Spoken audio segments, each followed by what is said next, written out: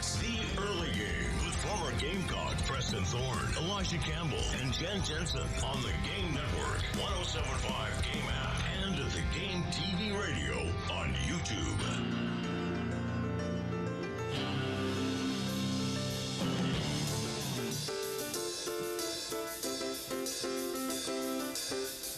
Right now, you are tuned in to the Early Game, 6 o'clock, Thursday, Preston's actual hump day. I've stood on this. This is one of my few original theories, but I believe that Thursday is the actual hump day. Wednesday, I know it's technically the middle of the week, but Thursday is the day that you have to get over. When you make it to and through Thursday, there's actually relief on the other side. There's light at the end of the tunnel. Yes. See, I can agree with that, and I'll tell you why. Because like Wednesday is that day where, for me at least, like I'll be like, all right, we're halfway there. Mm-hmm. This is officially, we're 2 days away from the weekend again. Mm-hmm. But then I realize that I still got to get through that whole day of the halfway point of the week. Exactly. By the time I get to Thursday, like today, for instance, my mindset is we are on the cusp of the weekend. We're on the cusp of seeing high school teams play football this weekend. Like there's stuff to get excited about. That's correct. It's you get the energy's there. See, the thing about hump day being on, saying hump day is Wednesday, is that you presume that the second half of the week is going to be the same as the first half of the week. Yeah, that's true. But the thing is, you already went through the first half of the week, so your energy levels are very much depleted. Everything, you came into the week fresh on Monday, hopefully, and then every single day is just taken away at your energy bar. Every single way, if you think about it like a video game. And so if you're saying hump day is on Wednesday, you're assuming that you got the same energy on Wednesday that you had on Monday, but you don't, because you already lived Monday, Tuesday, and Wednesday by now. So when you get to Thursday, you take a deep breath, and you say, I can make it through this one, because if I make it through this one, if you work a traditional job where you have the weekends off, then you feel like I can see a light at the end of the tunnel. But here's the problem with that when you're in football camp, Nick. Yeah. There is no end of the tunnel. There are no off days. There is no hump day, because it's just day after day of football. Football! Over and over and over again. You practice on Monday, you watch film, you go back to practice, you watch more film, you go to training, you go to rehab, you watch more film, you go back to practice. There is no actual hump day when you're involved in camp. That's why we used to be so excited when classes would start. You'd be so excited for classes to start, because then that means you could actually get to some semblance of a life again. Because right now, the players are immersed in, what's your feelings on the phrase fall camp? I know this is a lightning rod. This is very similar to like the week 0 conversation. I feel as though I feel like it's better than preseason camp. Okay. A little bit. All right. But that's in terms of college football, I'd rather hear fall camp than preseason camp. Uh-huh. I don't know why. I don't really have a designation as to why I don't like one or the other. But I just feel like preseason camp is, I don't know, it's not as exciting. Doesn't feel it. For some reason, when I hear fall camp, like you get that little shot of energy. I imagine preseason camp feels sort of clinical. Sure. Feels very much by the book. Mm-hmm. It's very much in the standard operating procedures. We are entering preseason camp. But if you're entering fall camp, anything crazy can happen. Yeah. Right? It sounds a lot.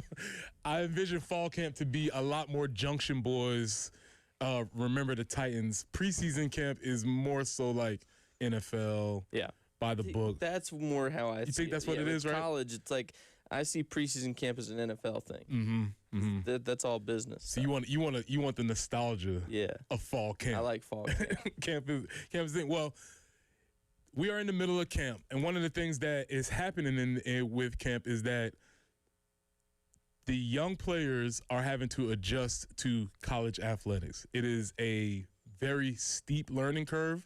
It is a very quick adjustment that they have to make, and it's one of these things that you have to figure things out really quickly. And so today we're going to really be focusing on how the freshmen are adapting, how the freshmen are playing, how the freshmen can contribute, and what roles they might play on this particular team. Now, this particular class coming in was number 15th in the country, recruiting-wise, which this is another good news, bad news type of situation, right? Because you're number 15th in the country recruiting-wise. That's very good. That is very good. However, you're 8th in the SEC. Yeah. And this is where this is obviously welcome to the SEC. This is all part of, these are good problems to have. But it's one of these situations where you are Shane Beamer and company have been putting together solid recruiting class. And I think this one is even more important to think about because you're coming off of a 4-8 season. Yeah, absolutely. And that's, that is such a wild thing. I hadn't even thought about the fact that you're 15th in the country and 8th in the SEC. Right? Mm-hmm. That just shows you how competitive this league is. That conference is cutthroat. And the fact that you brought in that good of a recruiting class and still rank lower tiered, I would call it, amongst your peers in the SEC, like that is, I don't want to call it, it's not like frightening or anything like that, but it is just the reality of what we live in with the SEC. Yeah, you live in a situation where you are always going to have to be in the acquiring talent business. And this is now, we're talking about high school recruiting. You're not talking about combination of transfer portal and all that. We're talking about strictly high school recruiting. And so this class had 8 4-star guys, 5-star guys. This is a high-level recruiting class, but everybody else gets high-level players also. And so one of the things that you want to be thinking about, especially as the new era of college football, as we've entered this era, is that what are the expectations for a freshman? There was a time where you would bring a few guys in that was coming into play right now, but there was sort of this expectation of, this guy's going to redshirt. This guy's going to we're bringing him in as a project. Maybe he's going to sit behind somebody for 2 years. That doesn't exist anymore, right? Because everybody is essentially on a 1-year situation. You come out of high school, you're here for 1 year, you reevaluate your situation at the end of the year. And so I think that all goes into how we think and kind of construct what comes from the freshman class. And that's really what I wanted to dive into today. Yeah, and that's, from a certain perspective, right, there's so much of a learning curve, I guess, for a guy coming out of high school. Like we were talking about it yesterday with the way that camp is run, where you get out to practice, and just practice in general, you have these periods, and it is very timed out specifically to a T.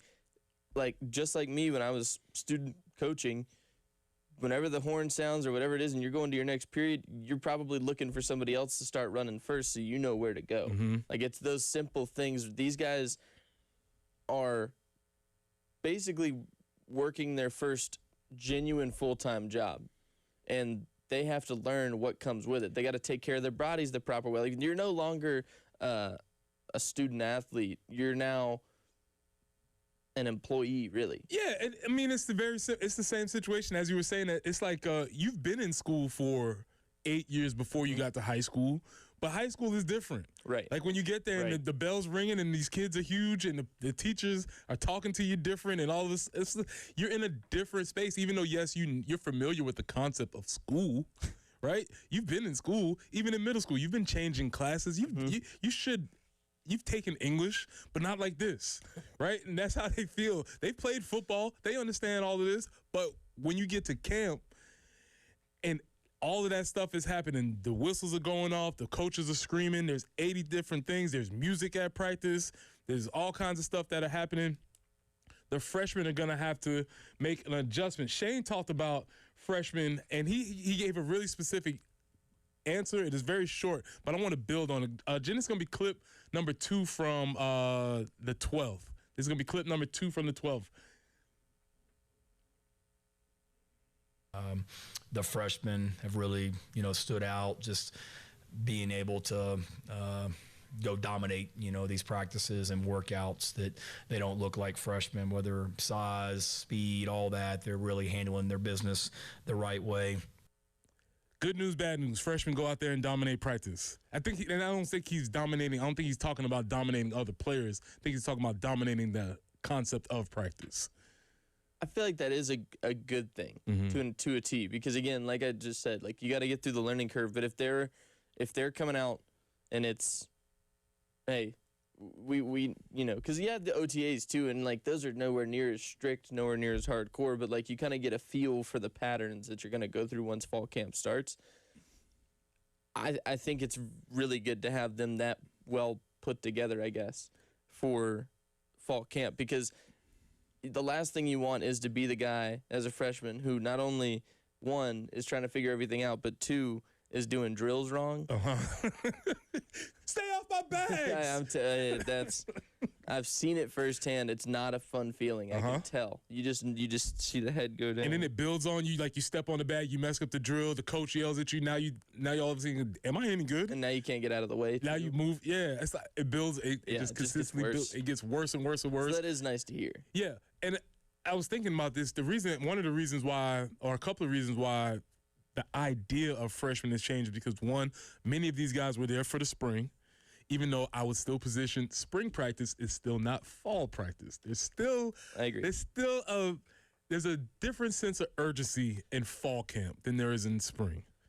For me, spring practice always felt more of like a much more focused install type of a lot of teaching segment. A lot more teaching. Walking through. Yeah. The urgency is just not quite the same. So yes, they've been there for spring practice. Then a lot of these guys have been there all summer, which gives you another hurdle, because again, you're getting used to the physicality of college sports. The way that it doesn't matter what high school strength program you were in. Right. Anyone, the best one in the state is not a college strength program. Nope. You don't have the people, you don't have the assistants, you don't have the crazy coaches. All of that is different. So when you are able to at least be able to take on and not be baptized by fire, essentially, it gives you an opportunity to actually go out there and play football in the fall. Yeah, no, exactly. It's also such an exciting time for these young guys, because once they've got it a little more figured out, like at the end of the day when they're going to position meetings, and like because I've seen it, like I said, recognize it sometimes. These guys all of a sudden have that like come to reality moment almost, where they realize what they're doing for the first time, and it all kind of hits them. Mm-hmm. That when they're in these meetings and everything, like hey, I'm a college football player. I'm at the University of South Carolina. I'm playing SEC football, and you kind of see those realization moments. But to have them come in like and getting that full. Because some of them, I think, you talk about early enrollment too, right? Like early enrollment also. When those guys are coming in early enrollment, they've got almost a full year, essentially, to adapt to a program. And they might not be fully, I mean, that is kind of a trial by fire experience, I feel like early enrollment is. But, yeah, when these guys... But you get it out the way early. Exactly. And then you get to experience it, turn around, and you're ready by the time you're going into your first full fall.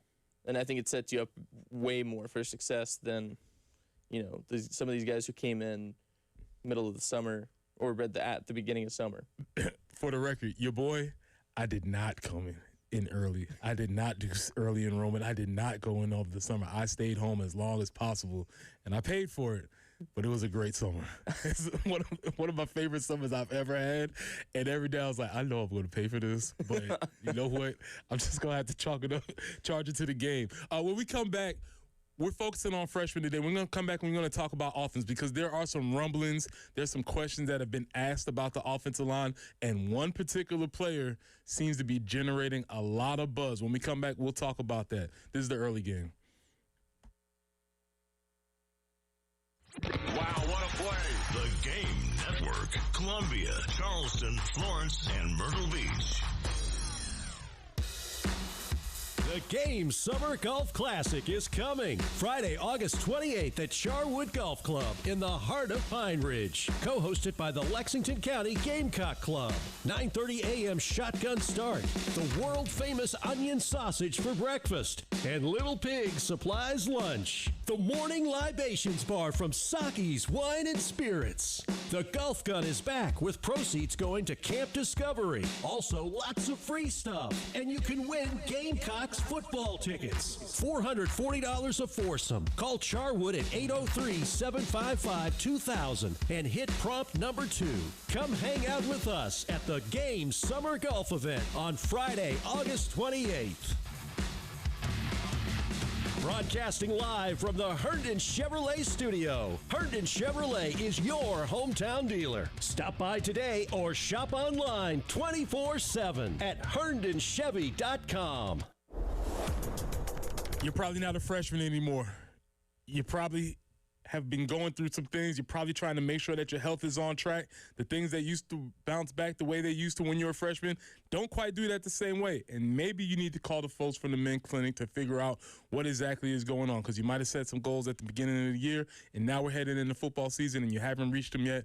Well, Dr. Dan Baltnight at the men's clinic might be able to help you with your issues. Dr. Dan Baltnight is a respected local physician. He'll help you get to the bottom of whatever it is that you're feeling. This isn't some nameless, faceless online portal that you send your information to and they send you numbers back. This is an actual person who will talk to you and get to the bottom of it, whatever it is that you're feeling. The best part, come in to Dr. Dan Baltnight at the men's clinic and you'll get your initial consultation absolutely free. So don't wait. Call them at 803-875-MENS. That's 803-875-MENS. Or you can visit them online at mensclinicsc.com. Sound familiar? At Mattress Firm, we understand there are many problems that can keep you up at night, like snoring, aches and pains, or sleeping hot. Our sleep experts have the unrivaled know-how to match you with a mattress that can help. And now at Mattress Firm, save up to $700, plus get a free adjustable base with select Sealy Posturepedic mattresses. For the great sleep you deserve, visit Mattress Firm. We make sleep easy. Restrictions apply. See store or website for details. Progressive presents a guided meditation. Hear the birds sing, a chipmunk nibbling on an acorn. Smell the pine needles gently falling into your living room as the breeze blows through the gaping hole in your roof. Gaze up at that broken tree branch and relax, because you bundled your home and auto with Progressive and have the peace of mind of 24/7 protection. So relaxing. Progressive Casualty Insurance Company, affiliates, and other insurers. Not available in all states or situations. Protecting your family, your health, your home. I'm David Hill of True Protect Pest Services, and that's what we're all about. At True Protect, we're more than your local pest control provider. We're your neighbors, and we care. Our technicians are certified in modern, environmentally conscious treatments that work. For local, reliable pest service, call 803-400-8188. That's 400-8188. I'll actually answer the phone, and we'll get started. True Protect Pest Services, proven pest protection. Hendrick. The most trusted name in automotive is right here in Columbia. Hendrick Chevrolet and Hendrick GMC. Buy now and make no payments for 3 months. Shop the nation's #1 dealer group, Hendrick Chevrolet and Hendrick GMC. With approved credit, see dealer for details. The back-to-school sale is now in session at iMart Express. Get 2 pairs for $79, including a free 1-year frame warranty, upgraded polycarbonate lenses, and same-day pickup. It's a $200 value for just $79. Making it the kind of deal that gets an A+ from kids and parents. With styles they'll love at prices you will. Shop the back-to-school sale at iMart Express today and get 2 pairs for $79. Don't take chances with your plumbing. Trust the professionals at On-Call Plumbing, Heating, and Air. From dripping faucets and leaking pipes to water heaters that stop working, one call handles it all. At On-Call, you get trained technicians, not trained salespeople, focused on solving your problem, not selling you something you don't need. Our team arrives on time, fully equipped and ready to fix it fast. For reliable service you can count on, make the right call. On-Call Plumbing, Heating, and Air at 803-781-HELP or OnCallSC.com. The roar of the crowd, towels waving, the lights flashing after a Carolina touchdown. There's nothing quite like catching a game at Williams-Brice Stadium. Single game tickets are on sale right now. So get yours at GamecocksOnline.com/FB2026. It's the Game Network Traffic Report from the Schroeder's Towing Traffic Center. Broken down and need a tow or even free signage for your lot? Dial pound 250 and use keyword tow truck today.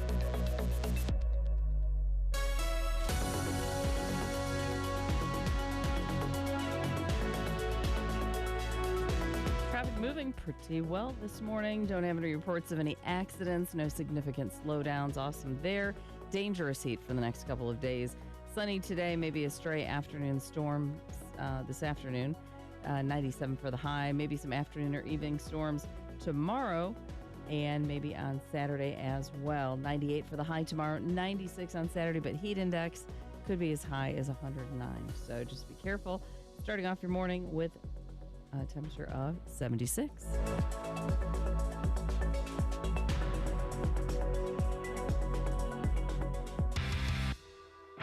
The Early Game. With former Gamecocks Preston Thorne, Elijah Campbell, and Jen Jensen. On the Game Network, 107.5 Game app, and the Game TV radio on YouTube.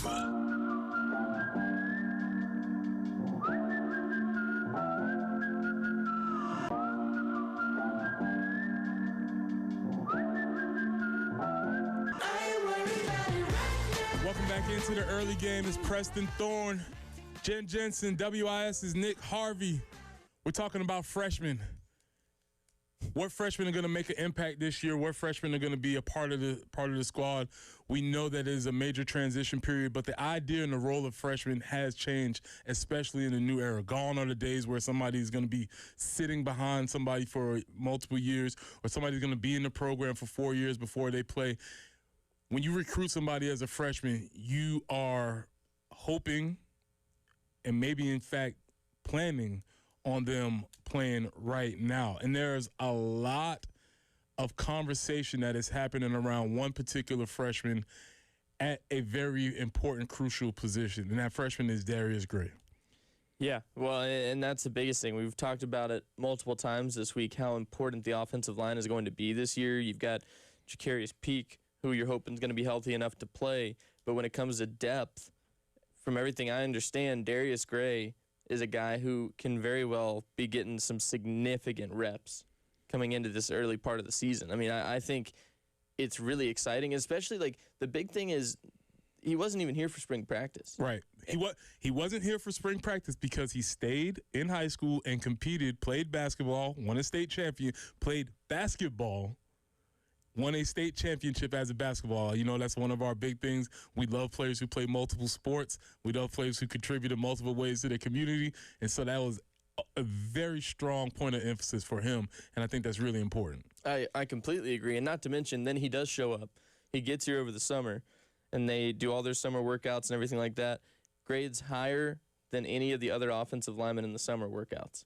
That's remarkable. Mm-hmm. You're talking about dudes who have been playing football for 4 or 5 years now at the collegiate level.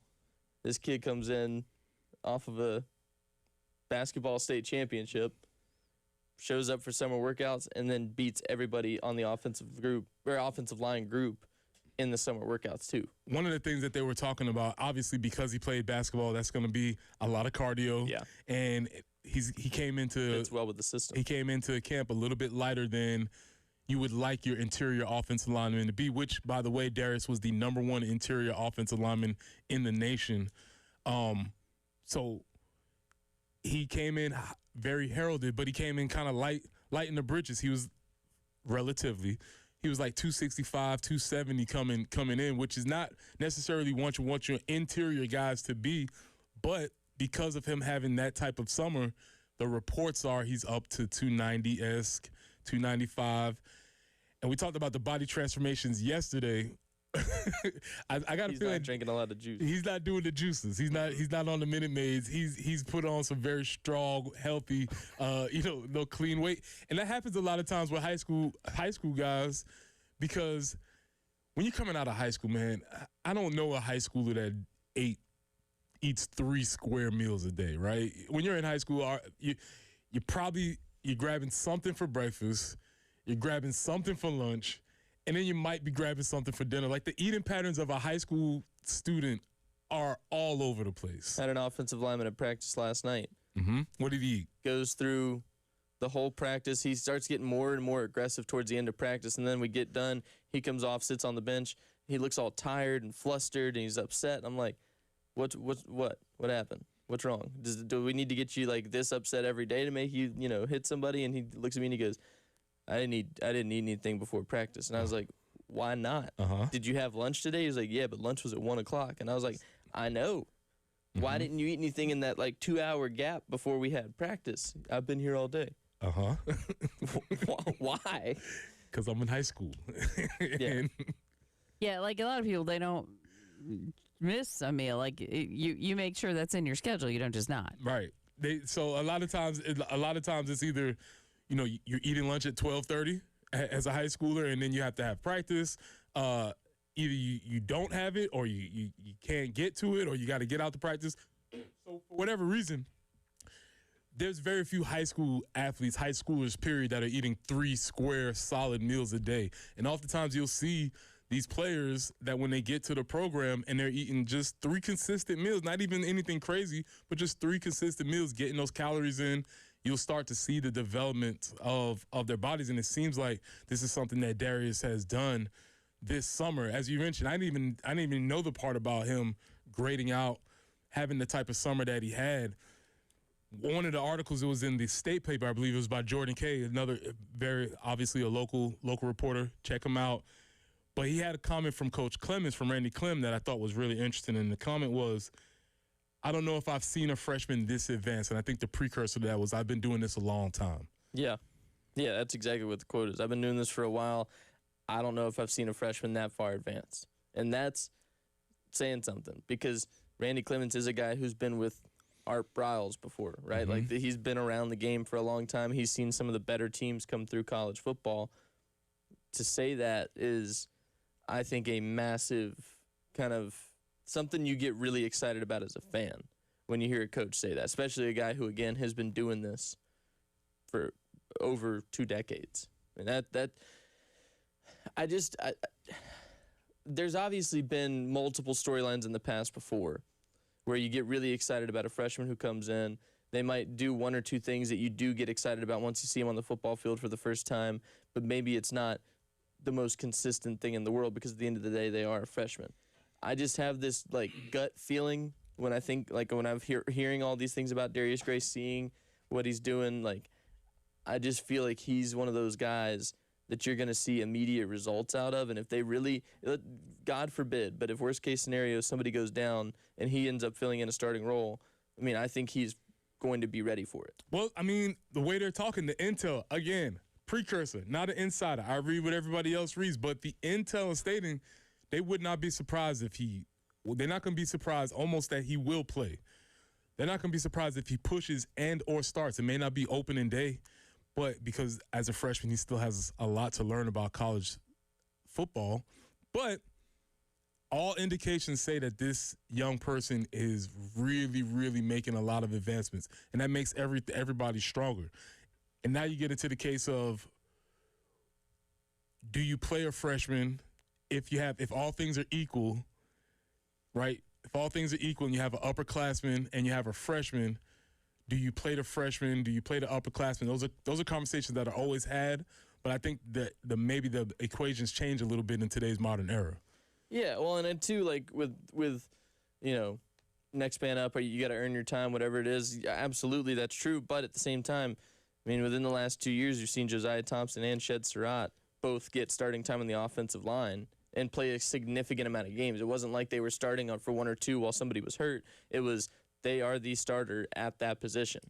So it's not uncommon, right? And so I think there is a lot of potential. I think it's more so you brought in as many transfers as you did. You've got a lot more experience. If those guys are going to perform at a level that you know is what you need, then I see those guys starting. They've got their starting 5. But you get 2-3 games in, you don't see something that you like out of one of your guards, one of your interior guys. Here's Darius Gray. Let's give him a shot. Yeah, and also there's always that pressure behind you. Absolutely. Right? Just knowing that the young freshman is there chomping at the bit. The last thing I'll say about this is that though the offensive line lacked and left a lot to be desired for the past 2 years, we would be remiss if we didn't mention that it was Lonnie Teasley that brought these guys in. Yep. That was responsible for the recruiting. And it was never said that he could not recruit. He recruited these guys. They were able to hold on to Darius, but Shed Surratt, Josiah, all of those guys were the products of Lonnie Teasley's recruiting. So he may not have been able to put it all together on the field, but he did leave the cupboard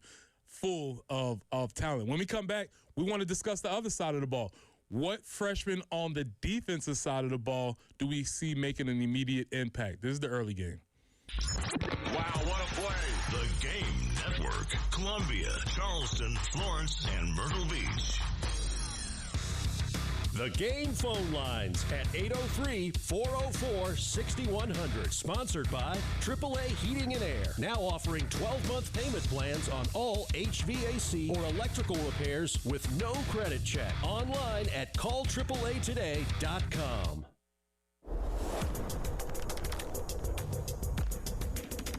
Preston here for our good friends at Integrated Media. Listen, we've been trying to tell you all year that you need to get your outdoor setup ready. Well, guess what? The season is here. The season is now. And if you haven't got set up, there's still time.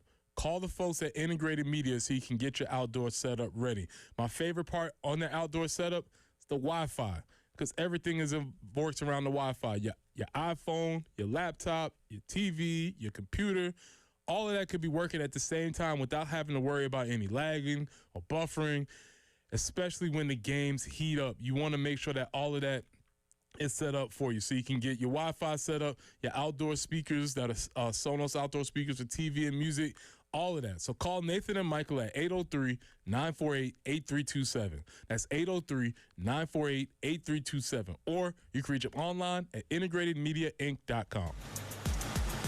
Sponsored by USPS Ground Advantage. Pump up the volume. Business moves fast. Pump up the volume. When you ship with USPS Ground Advantage, you can keep up with confidence. Visit USPS.com/Ground Advantage to learn more. Powered by Integrated Media. The Game TV. Sponsored by Shepherd's Glass. For auto, home, and commercial glass. ShepherdsGlass.com. In Chapin and West Columbia. The Game TV. Sponsored by Shepherd's Glass. Shepherd's Glass. Dining out? Yikes. Couldn't be me. Except, wait, it is me? Because now, for a limited time at McDonald's, I can get a classic McChicken or sausage burrito for just $1.50. You heard that correctly. $1.50 USD. That's less than the gas to get there. Or 1 hour of parking. Or, well, honestly, most things right now. Leave it to McDonald's to come through for me and the crew when we need it the most. Ba-da-ba-ba-ba. Prices and participation may vary. Cannot be combined with any other offer or combo meal. Bill Gunner for AAA Heating and Air. The spring is here. Dust, pollen, spring cleaning, all those important things. But have you even thought about the air quality inside your home? How are those air ducts holding up? Well, AAA Heating and Air is ready to help you. Visit them on the website. Call AAAtoday.com. Again, that's call AAAtoday.com. Call AAA Heating and Air and tell them Bill Gunner sent you. AAA Air when you need us. AAA Heating and Air. Right now, somewhere in America, a student is training, a student is studying, a student is working when nobody is watching. Not for recognition, not for attention, but because excellence is a habit. The 2026 Patriot Games are searching for exceptional students ages 14 to 17. Students ready to compete, ready to lead, ready to show America what they're capable of. $250,000 scholarship prize pool. Applications are open now. Your story, your opportunity, your moment. Applications now open. Freedom250.org. America's next champion could be you. At Herndon Chevrolet, there's no need to wait a week for service. Our full team of technicians is ready to get your vehicle checked the same day. From oil changes to major repairs, we're here to keep you moving with expert care you can count on every time. Fast appointments, trusted repairs, convenient service, and a friendly team ready to help you. Only at Herndon Chevrolet. Herndon Chevrolet. Herndon makes you wanna smile.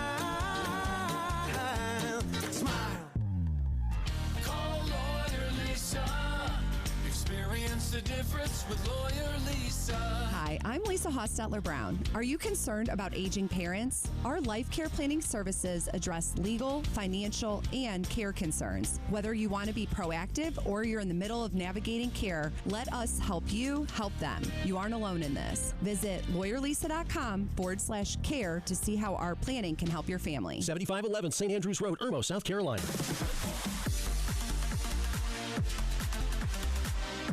Hate paying for streaming?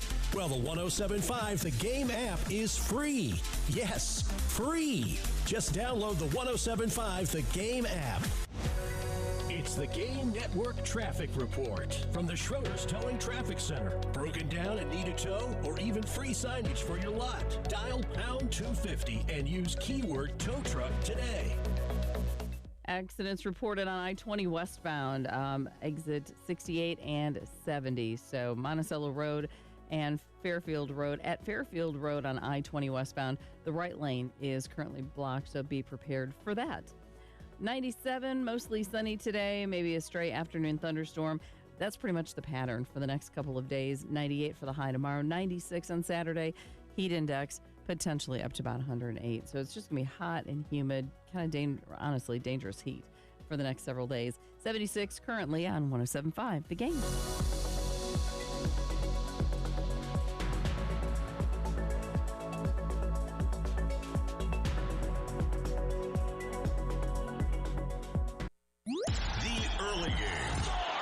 Former Gamecock Preston Thorne, Elijah Campbell, and Jen Jensen on the Game Network, 107.5 Game app, and at the Game TV radio on YouTube. Talking freshmen. There will be a freshman that makes a major impact. And last segment, we talked about Darius Gray. And I wanted to continue that conversation a little bit and hear from Shane Beamer and his discussion of Darius Gray, because there's an article in the state paper by Jordan Kay, which references Randy Clemens talking about how Darius Gray is more advanced than one of the most advanced freshmen he's seen in all of his years, which is something to take into account because he's been there for a long time. But also Shane Beamer talked about Darius, and I want to hear Shane real quick. He's pretty impressive. He really is. Just as a person, I mean, you forget he wasn't even here for spring practice. He just showed up in the summertime, and the summer that he had was elite. You know, what he was able to do physically in the summertime was really impressive as a true freshman. And then what he's able to do, is able to do so far in practice is impressive. Now, don't get me wrong, it's 4 days in. There's a lot of football, and he's got a long ways to go. But the initial impressions are really good. Just he's got his stuff together, and it's an impressive guy on and off the field. I pulled him aside yesterday, Lulu, because we're throwing a lot at him. And I told him, I'm like, look, man, like I know we're throwing a lot at you right now and asking a lot of you. So if it gets to be too much, you know, mentally it gets to be too much, just, you know, make sure you communicate, because you're the same person every day, but it's okay. And he's like, Coach, I went to St. Christopher's, which is a great school in Richmond. Shout out Coach Clellan at St. Chris in Richmond.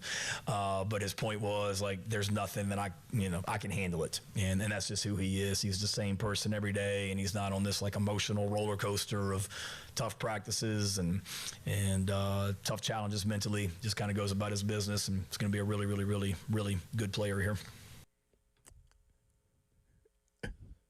Really, really, really, really, really. 5-star. That is. He's a five really player. We're just beating up on Beamer, aren't we? He's a 5 really player. That was a lot of emphasis. I mean, that makes me feel good. Yeah, actually, no, seriously, it really does. Because if he's just can't like say anything else, it's just like he's that expressive. Like I don't know what to say. He's that good. Right. And he started. I mean, you heard it. Whoever asked the question, and it was. He hesitated at the beginning right there. You could hear it in his voice. Yeah, and he tried to tamp down our expectations. Like, don't get me wrong, we got a long time. We don't want to hear that, Shane. We want to get excited. But then he said really, really, really, really, really good. So I just wonder what the conversations are with when you have a player who has this type of potential, who's making these strides, shows all the maturity on the field, off the field, and all those things, can handle the playbook, which is another thing. We went back early this week, we talked about the simplicity of the playbook. Well, here's where there's a big part of that, is that if you bring in a freshman as an interior offensive lineman, I can grasp the idea of my zone rules as opposed to having 15 different man blocking schemes that I have to figure out. So when you want to get somebody to play early it's better to have a simplified playbook, and we know that they have that. So that's on the offensive side of the ball. Well, there's going to be freshmen on the defensive side of the ball also who will be making an impact. And there's two in particular, and we can talk about whichever one you want to talk about. But for me, the two particular ones that I feel like will make an immediate impact are going to be Julian Walker and Jazavian Kearns. Now, from there, I'll dealer's choice. Which one you want to talk about? Well, I think Julian Walker's one because I got to see him play last year. Went to a Dutch Fork game for Rick Henry's wife was going into the Dutch Fork Hall of Fame, so we went over there to. We went over there to. I got to MC her ceremony. That was fun, but we got to watch the game from field level, and man, like the pure size, just starting with the size of Julian Walker, he is a big boy. Yeah, and I don't mean it in like he's stout, necessarily. Like he is tall, very very strong and powerful, and whenever the conversations kind of started coming out that he might flip from Michigan to South Carolina, there was like an excitement about it because and that was between again Rick and I had these conversations and we're going, if he comes to South Carolina, I mean he got a chance to be an immediate starter. He really does. Like he has that ability because he's just so dynamic as a pass rusher. Like I think he complements, when I was thinking about it, in a way where he complements Dylan Stewart. If those two are both at each edge and you got a big, tall Julian Walker who's maybe he's bull rushing, whatever it is, but it's enough to throw off an offensive line where they realize they got to bring more bodies to him and you can't do what you want to do with Dylan Stewart, it can be really dangerous for the defensive front. Yeah, well, much like you, I saw him 2 years ago against my beloved Green Wave, in which he decided the game was over in the fourth quarter and ended the game. I think he had like 4 sacks in a row. It was a wrap. And I mean, I could see him playing, but once he decided like, oh, I'm going to take over this game, he actually did it. Now, he's somebody that if you were looking at the players, you wouldn't be able to pick him out as a freshman because of the way he's developed. Oh, and also, by the way, it doesn't hurt that his father is an assistant strength coach, so that might be part of the whole process. When you grow up around weights all day, I'm sure he's been known how to do a proper push-up since he was 5 years old. You know what I'm saying? So all those things account for him being somebody who's going to have to make an impact. And I would say, that's somebody who Elijah's been very high on for a while, but we were always thinking like maybe he's going to be a guy like a sixth man coming off the bench or somebody who can contribute. With the murkiness of the Dylan Stewart situation, I think Julian Walker is going to be forced to either start day one or contribute more than they anticipated. I completely agree. I think he's easily in the 2 deep for the defensive edge, for that edge position. I think murky is the right word because you don't know what's going to happen with Dylan Stewart. We don't know when we're going to see him, and these first 2 games are a perfect opportunity to find out what these younger guys are going to be like in game time action. When you're getting the chance to hit somebody else in the mouth and you're not hitting your own teammates finally in a couple weeks here, what can you do in a game setting? But again, granted, it's high school and college. It's 2 different things. It's the SEC, whatever you want to say. That dude has the very real ability to change the outcome of a game solo. Like you just said it.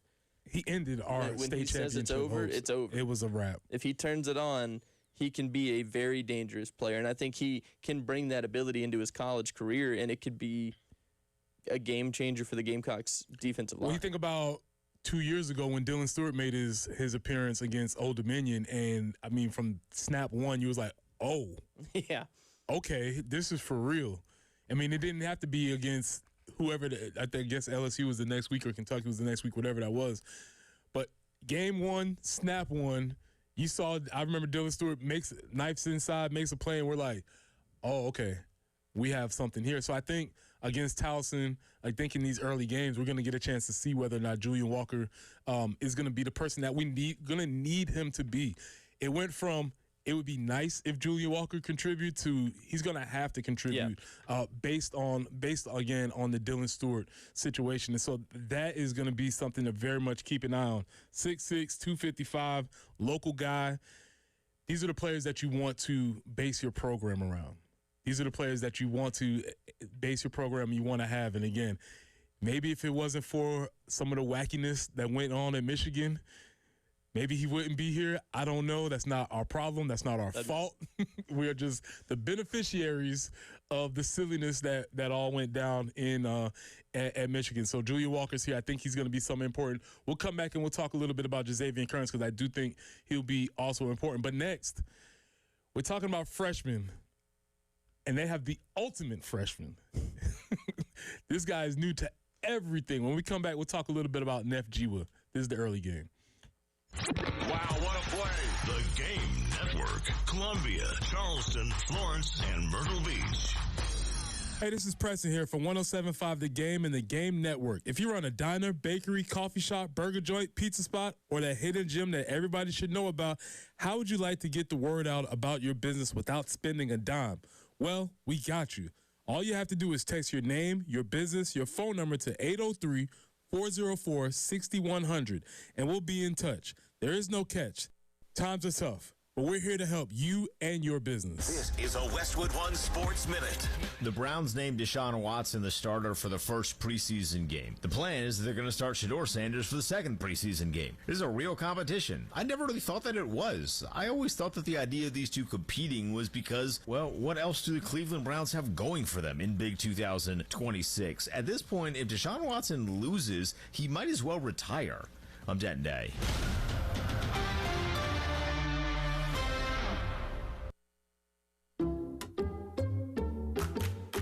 Did you hear?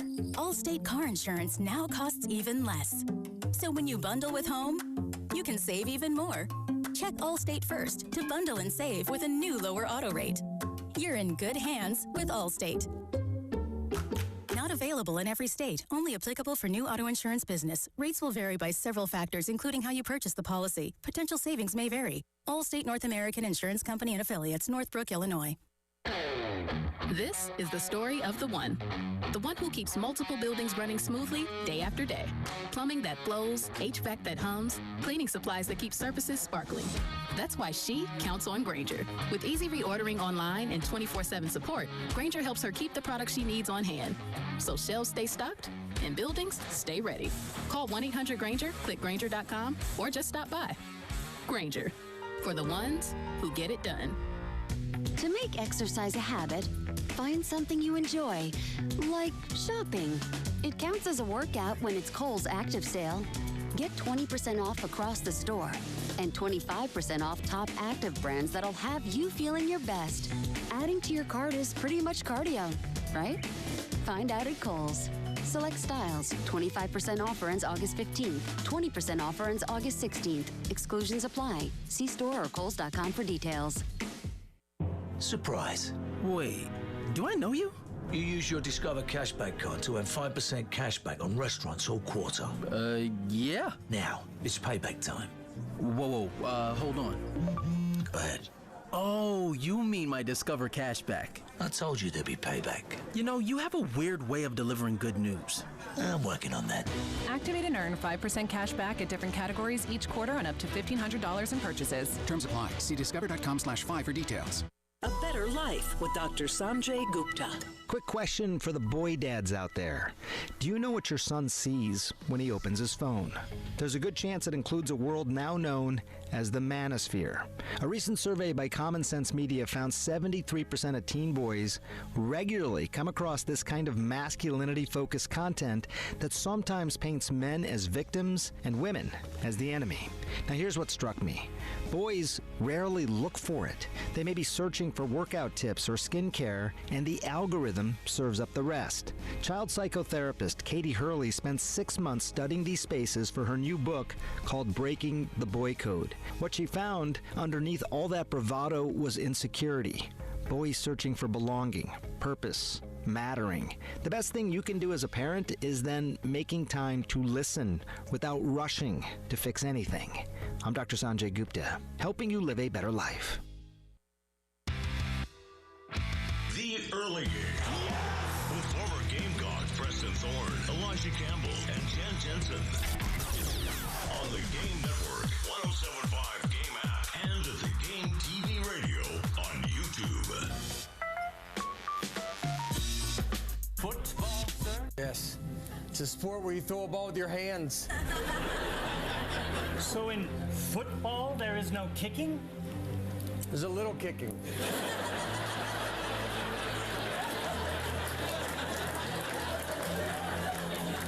You kick the ball to get points. How many points, sir? Sometimes 1 and sometimes 3. Very confused, sir. Football, sir? Yes. It's a sport where you throw a ball. This is not an easy game to explain. Nope. There are a lot of idiosyncrasies, a lot of quirks, a lot of rules. Many of them do not make sense. That's obviously the Nate Bargatze as George Washington sketch from SNL. Probably maybe the last classic that they've had. But it is definitely classic. If you haven't seen the skit, he goes on to explain all of the things that are very much strange about America, that all the choices we've made along the way. That brings us to Neff Jiwa. Neff Jiwa, 6'7", rugby player from Ireland, was just a rugby player in Ireland, and now he is a South Carolina Gamecock. What whirlwind has this young man been on in the past, 3 months? I couldn't imagine. I'm going to be completely transparent. Because, there's a certain point where, you're younger, you start to learn, you kind of pick up on the basics, you get all these things, so by the time you're getting to high school, they start installing a little more complicated things on offense, more specific rules. Because, there are times where middle school, B team, whatever it is, you kind of just get told, hey, you're going to step this way and hit somebody. Mm-hmm. And that's it. That's what you do on that play. You get to high school and it's okay, here's your assignment. You have this, we're playing assignment football. You know you got this guy, you're going to climb to this level, you're going to do that. There's a lot that goes on. And they've got him here as an offensive lineman. Uh-huh.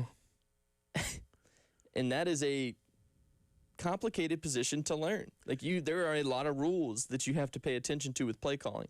I was just going to say, he's from Ireland, right? Correct. So on that level, not even getting into all of the granular stuff with football, Ireland. Uh-huh. You don't have summers like South Carolina in Ireland. This is correct. My understanding is the food is a little more bland there. Yeah. So, you're talking about culture shock. There's a lot of culture shock that he's having to absorb before he even dives into a playbook or the sport of football, since he's a rugby guy, right? Uh-huh. Okay. I hadn't even processed that yet. And he's discovering South Carolina food for the first time. This man is just discovering what grits are. He's discovering all the things. Seriously. Cheese and grits, man. We can't get started on that. I'm going to start talking about food. There's a lot for him to discover. Yeah. But you think about if he's playing offensive line and they say, hey, Neff, your job is to stop him from going there. The first thing I would do is I would just grab you. Yep. And they're like, no, we want you to stop him, but you can't stop him doing it that way. Okay, well, can I trip him? I was just going to say that. Oh, my God. Can I put my leg out? Well, no, you can't really do that. You can't really do that either. Okay, when I grab him, can I grab him? You can grab him here inside of his shoulders. Okay, well, what if I just grab him on the outside of his shoulders? No, you can't do that either. Like you're eating a burger. That's the way I was taught when I was in high school. You gotta grab somebody like you're grabbing a burger. grab on the inside. Okay, all right. But what about his helmet? Can I grab him by the face mask? No, can't. Oh, but you told me you want me to stop him from getting over there. Yes. He's probably like, I've played rugby. We play really hard, and there are too many rules on this. We do all of the things. Clean, dirty, whatever. Scrum. Uh-huh. I know that word. So me too. So that's how they start the game. So the idea of FG being able to be explained football from the ground up is you talk about a learning curve for this freshman. This is an extreme learning curve because football is not an easy sport to understand. Just to jump into what is a down? How many downs do you get? I'm going to kick it on this down. Oh, but that's not a punt, but sometimes you can punt. What are we talking about? And can you imagine him at one of the first practices? Because, what practices look like, where it's just like a bunch of chaos. There's people everywhere and whistles, and his mind just has to bend. Yeah. Extreme attention overload. It's nice to be reminded how crazy America is sometimes. like, it's kind of cool that this is like everyday life, and then somebody comes over and they're learning this whole sport that has been like some of people's most passionate things in life, and this is the first time he's learning about all of it, and then that is cool. And like, it is as challenging and as stressful as I'm sure it probably is. It's got to be a pretty cool experience. What about even learning how to put the pads on? That's not something that's intuitive. Driving on the right side of the road. Well, there's that whole thing. There's that whole thing that's a little bit different too, right? The only pads, yeah. Well, I was going to say that at least we all speak English. Yeah. But we speak, I would say both of us, both the Irish and the Southerners are known for accents. Yeah. And so those accents might pass each other. And slang. and a lot of slang. Yeah. Jiminy Christmas! What's he gonna do the first time he hears that expression? You're like, what? Go get a buggy. that I didn't grow up in Ireland, and that was hard for me. Go get a buggy? Well, I know. Cut the lights off. In Illinois. Oh my gosh! You're gonna get your picture made. Yeah. This is the early game. Broadcasting live from the Herndon Chevrolet studio. Herndon Chevrolet is your hometown dealer. Stop by today or shop online 24/7 at herndonchevy.com.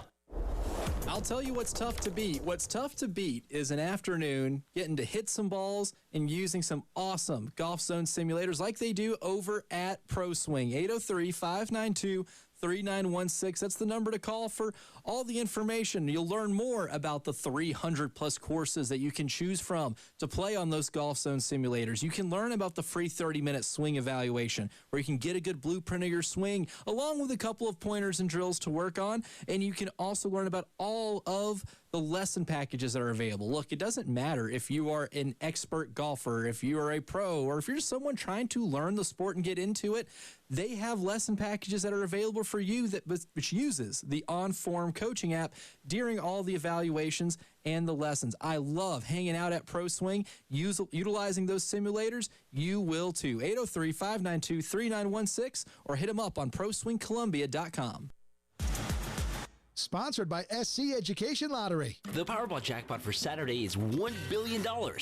Be sure to stop by your local South Carolina Education Lottery retailer and get your ticket today. See SCEducationLottery.com for jackpot odds and a store near you. It's the Hendrick Chevrolet Countdown to Kickoff. 23 days away. Hendrick. The most trusted name in automotive is right here in Columbia. Hendrick Chevrolet and Hendrick GMC. Buy now and make no payments for 3 months. Shop the nation's #1 dealer group, Hendrick Chevrolet and Hendrick GMC. With approved credit, see dealer for details. Powered by Integrated Media. The Game TV. Sponsored by Shepherd's Glass. For auto, home, and commercial glass. ShepherdsGlass.com. In Chapin and West Columbia. The Game TV. Sponsored by Shepherd's Glass. Where the Midlands get engaged isn't just a tagline, it's who we are at Traditions Fine Jewelers. Hey, Scott here, letting you know that for years we've helped people from all walks of life find the perfect engagement ring, from radio and TV personalities to community leaders and couples just like you. When you're ready, we want to help you too. Come see, touch, and feel more than 1,000 bridal options, or let our experienced team help you create a one-of-a-kind custom ring designed around your style and budget. Traditions Fine Jewelers, where the Midlands get engaged. Bill Gunner at 107.5 The Game for AAA Heating and Air. Look, I know you're thinking about a lot of spring cleaning right now, but are you thinking about your generators? You need to be. Those things are vitally important when our power goes out. You want to make sure your generator is running great. At AAA Heating and Air, they're ready to help you. So call today or visit their website. Call AAAtoday.com and tell them Bill Gunner with 107.5 The Game sent you. AAA Air when you need us. AAA Heating and Air. Powered by Integrated Media. The Game TV. Sponsored by Shepherd's Glass. For auto, home, and commercial glass. ShepherdsGlass.com. In Chapin and West Columbia. The Game TV. Sponsored by Shepherd's Glass. Shepherd's Glass. It's the Game Network Traffic Report from the Schroeder's Towing Traffic Center. Broken down and need a tow, or even free signage for your lot? Dial pound 250 and use keyword tow truck today.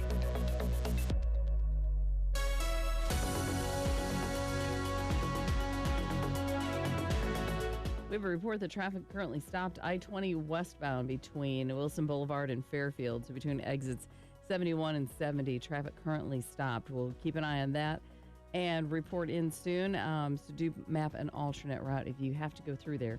I-20 westbound between Wilson Boulevard and Fairfield Road. Hot, humid, dangerous heat. 97 for the high today, 98 tomorrow, 96 on Saturday.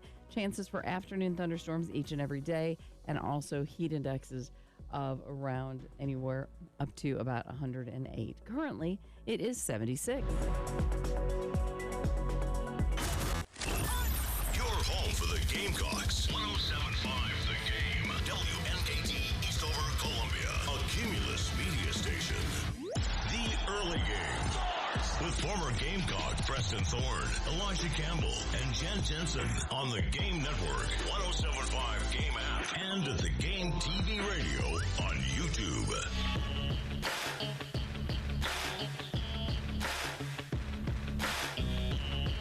Welcome back into the Early Game. It's Preston Thorne, Jen Jensen, WIS's Nick Harvey. We're talking freshmen today. Last segment we talked Neff Jiwa, and can just imagine the level of cultural conversion that he's having to have being here in South Carolina, because not only is he here in America, which is a strange place, but he's here in South Carolina, which is even maybe the strangest place. And so he's gonna have a lot of conversations.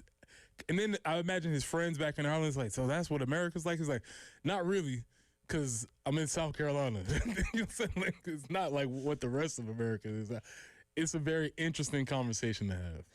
You think about I think about specific people from like my hometown of Walterboro that you just talk to, and even somebody who grew up there and have heard them talk multiple times, just can't understand them because they're talking really fast. I would imagine the first time we go down and start like Boomhauser style. All right.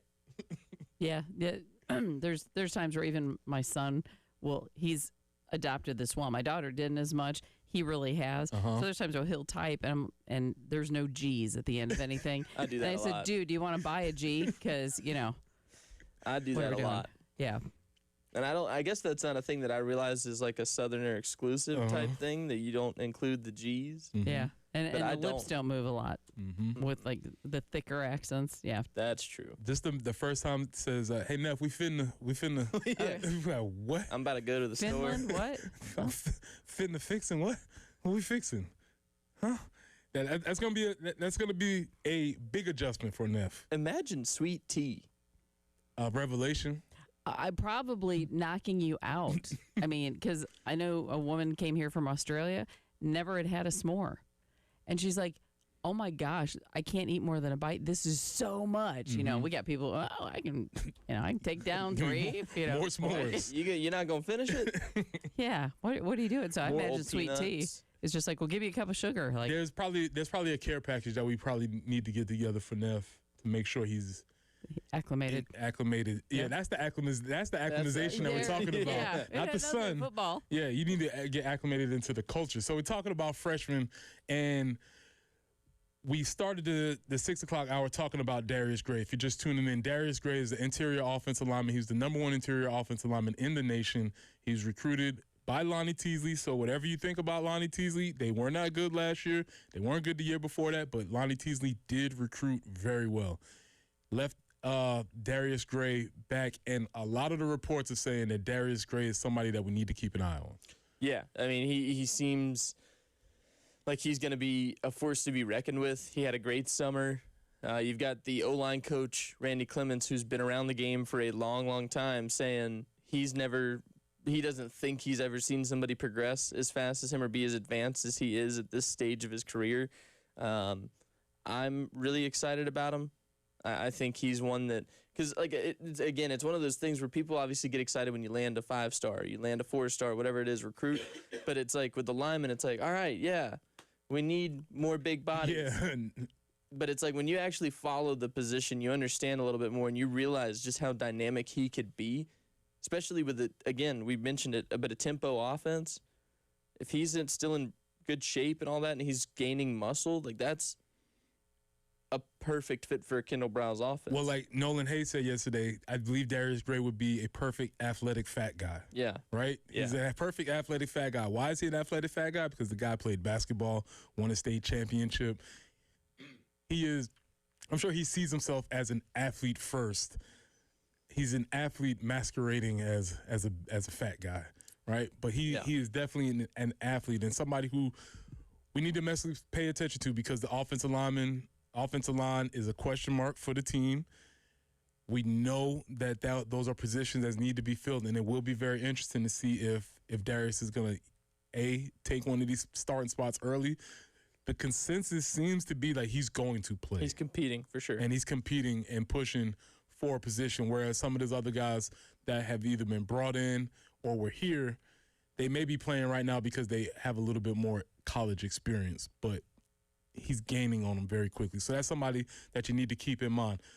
The other freshman on the offensive side of the ball that is gaining a little bit of there's a little bit of smoke behind his name is Sequel Patterson, who's going to be playing wide receiver. Another local guy from Indiana, I believe, 4-star guy, reclassified. And we talked about the depth in the wide receiver room.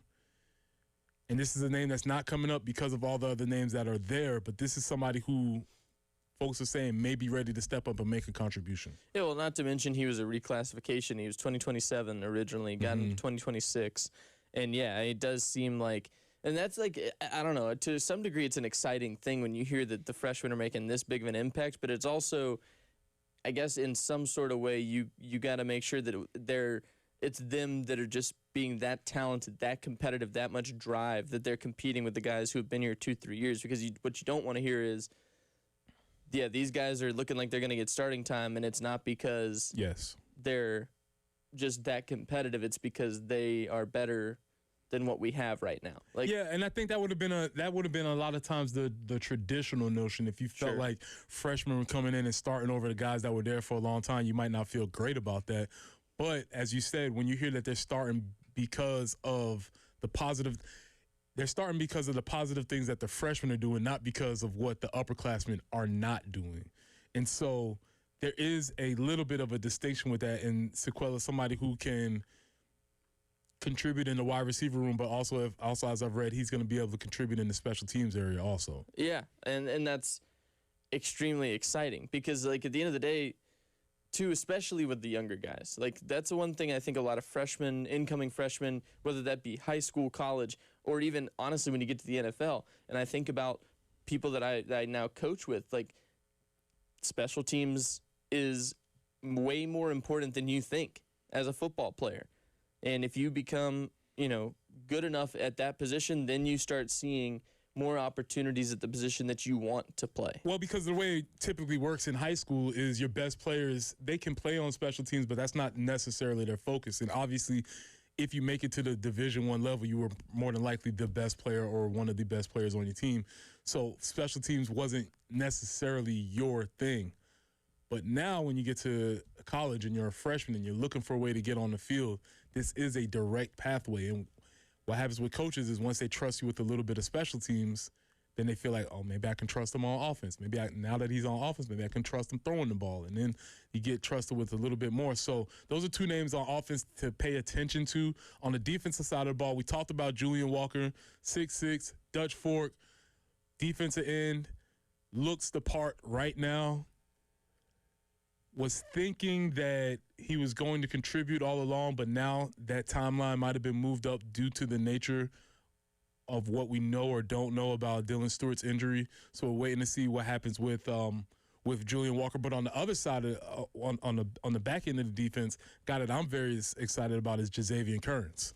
Yeah, well, I mean, state champion with South Point, and obviously anytime you see somebody come out of South Point and play in college, a lot of times, more often than not, they're going to be really good. We've done very well with South Point. It's a very successful program. Steph Gilmore, Holloman. Yep. Those guys have been very good. And my bad, J.D. Clowney. There it is. It was another guy. I forgot him, the #1 draft pick. But, yeah, I mean, he was, one of the top-ranked signees of the class, right? So you're starting off already with a lot of confidence in what he can do.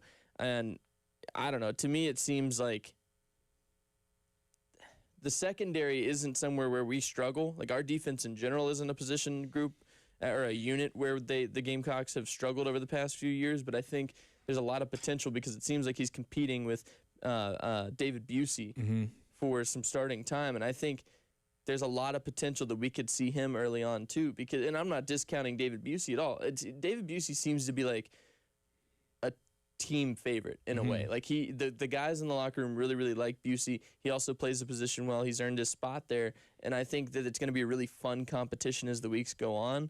I do think Jazavian Currents, though, is going to see some starting time throughout this season. Yeah, I feel like he's going to play, and I think worth mentioning, he was the state championship with South Point as the quarterback. Yeah. Right, as the quarterback. And I always bring this point up because I do think it is very interesting that he was a Gamecock commit early. I believe he committed his junior year, stayed the whole process. There wasn't any flim-flam, wavering, or anything like that. That one speaks to a lot of things about him and his family and all of that. But the second thing, he was committed to the Gamecocks as a defensive back. South Point comes to him and they say, hey, man, we need you to play quarterback in your senior year. And he did it, and he did it well. He did it wonderfully, 42 touchdowns. He led him to a state championship. And to me, I think that just speaks to the football character that he has, because it very well could have been easy for him to say, I got this Gamecock, I got this commit, I got to put this stuff on tape. But he's a team guy first.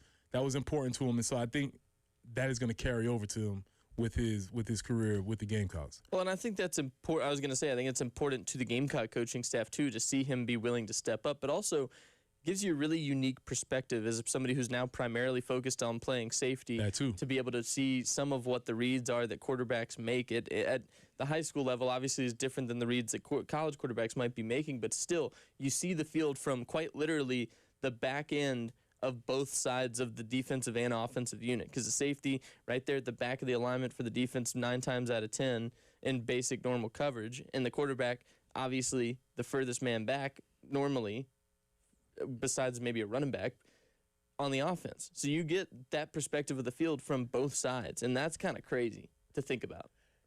And don't sleep on this, because as we mentioned, there was another player from South Point who played quarterback and played defensive back, and he came to South Carolina as a defensive back, and he also played a little bit of quarterback.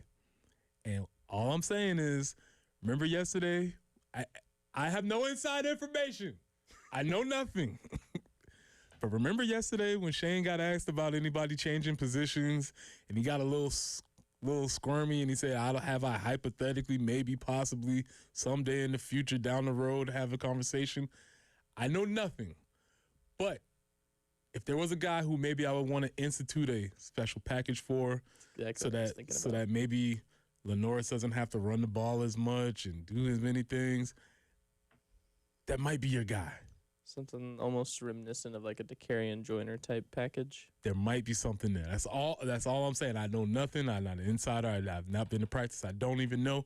But that would be something that would be cool, because you want to institute the quarterback run. You probably don't want Lenoris taking more hits than he needs to. If there's a certain thing that we can bring in, a guy who's played quarterback, somebody who's been successful, somebody who can do a limited range of things. He's not going to be an SEC quarterback, but there's a limited range of things that he can do very well. That might be something that this team is looking at. You don't pull it out first or second game, but I don't know. September 19th, SEC game, bring the freshman off the bench, do something crazy. I don't know. I would like it if we saw a meat package. Okay. On the offense. I like a big package. Teach Neff strictly, like put him up as a fullback, right? Mm-hmm. And then just tell him, hey, just go straight. You're going to go through where they make a hole for you there. You block somebody right in the middle. That's all we're asking you to do. Now, there's a fullback and a halfback. The fullback is closer. The fullback's not all the way back. The halfback is further way back. Wouldn't you think that the halfback would really actually be the fullback because he's all the way in the back? Yes. just a football thing. You ever thought about that? No, I haven't. But I feel like Neff is probably thinking about that a lot. Now that you say it. Who am I? The tight end? What do I do? I block and catch? Oh, but if I change my number, I can catch now? You're like a skinnier lineman. Kinda. Okay. But when I was standing right here, you told me I couldn't go downfield. But now that I'm one step over, I can go downfield. Correct. Football! Lots of rules, lots of technicalities to the game. All of these freshmen are learning these things. And something came across my timeline yesterday that I thought was very funny, and it was about Joyce Edwards' experience when she was a freshman. It wasn't about something that happened on the field. It was something that happened off the field, and I have a lot of questions. When we come back for our morning meeting, we'll have Joyce Edwards come in and talk about her freshman experience. This is the early game. Wow, what a play. The Game Network. Columbia, Charleston, Florence, and Myrtle Beach. A moment of good feels from your home of the Gamecocks, 107.5 The Game. Rattler crossing route, got it. And that's Jalen Brooks at the 10, the 5. Jalen going for it. Touchdown, Carolina. Touchdown, Jalen Brooks. Now that's some good feels right there. Spencer Rattler has done what no other Carolina quarterback has ever done. He's thrown 6 touchdown passes on the night. From 107.5 The Game and The Game Network. Broadcasting live from the Herndon Chevrolet studio. Herndon Chevrolet is your hometown dealer. Stop by today or shop online 24/7 at herndonchevy.com. If you are in the search to help get yourself out of a little bit of a tax jam, that IRS maze comes for a lot of people, and it can almost feel insurmountable to get out of. Well, I have a hire for you. That's John Ecton and his team at the Ecton Law Firm. Look, my friends at the Ecton Law Firm have been helping thousands of families and businesses just like yours escape that IRS maze. It may feel insurmountable. It may feel like an overwhelming task, but John and his team at the Ecton Law Firm have been handling these things, right? Doesn't matter if it's personal income tax issues, business tax issues, whatever it is, there's nothing you can tell them that they haven't worked with before. And this all starts with that free consultation. 803-771-9800. That's the number to call to set up that free consultation with the Ecton Law Firm, and they are here and ready to offer you the peace of mind you know you deserve. Again, that number, 803-771-9800, or you can always visit them at ectonlawfirm.com. That's ectonlawfirm.com. The Haven Harley-Davidson is turning up the heat. Bike night on Friday, August 28th from 5 to 8 with live music and food. Cooler days ahead on Saturday, noon to 3. Register to win an outdoor bundle with a cooler and folding chair. Harley's Angels will be serving free soda and water. Plus, get $1,000 customer cash on select 2026 Lowrider S and Lowrider ST models. Take a test ride and get a free limited edition flag. Discover more at 866-768-5095 or thehavenharley.com. Job seekers without transportation or in rural areas, SC Works comes to you.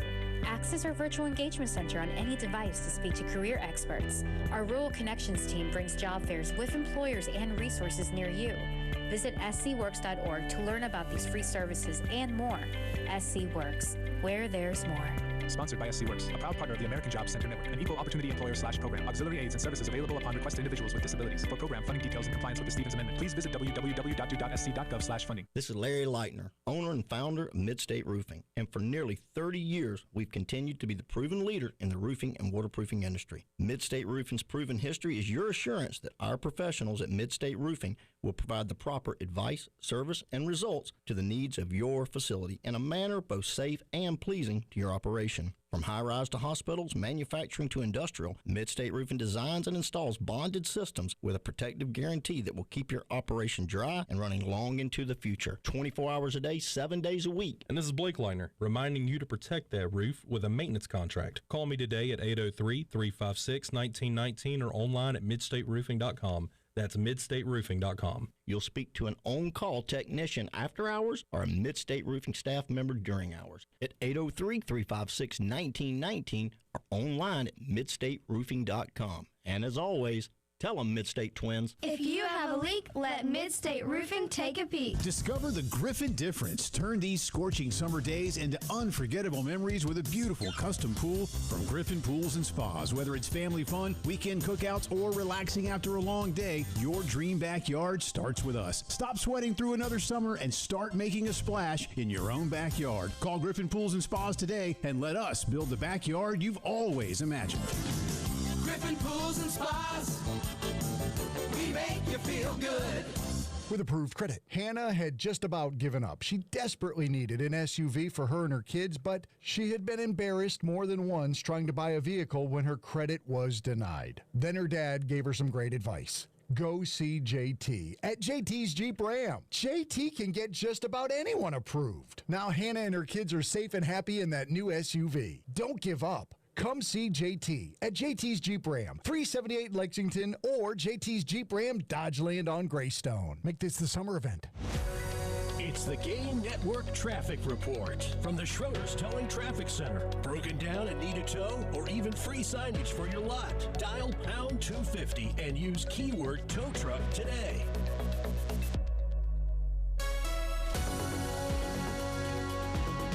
Things are moving again on I-20 westbound at Fairfield Road, exit 70. Things are to the right, so you will want to try to migrate left. Still slow going there as they get things cleaned up, but at least it is moving. I-20 westbound at exit 70. Aside from that, no other accidents to report, and we're good with that. Mostly sunny today, 97 for the high. Stray afternoon or evening thunderstorm is a possibility. Much of the same for the next couple of days, 98 tomorrow, 96 on Saturday. But a heat advisory for the next several days as well. Heat index could be up as high as 108. Right now, it's 76. The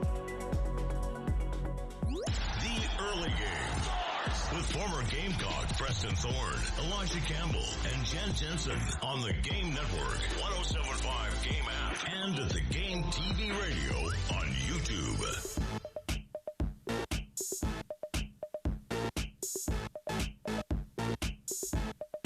Welcome back into the early games. Preston Thorne, Jen Jensen, WIS's Nick Harvey. The meat package is Thursday, the real hump day.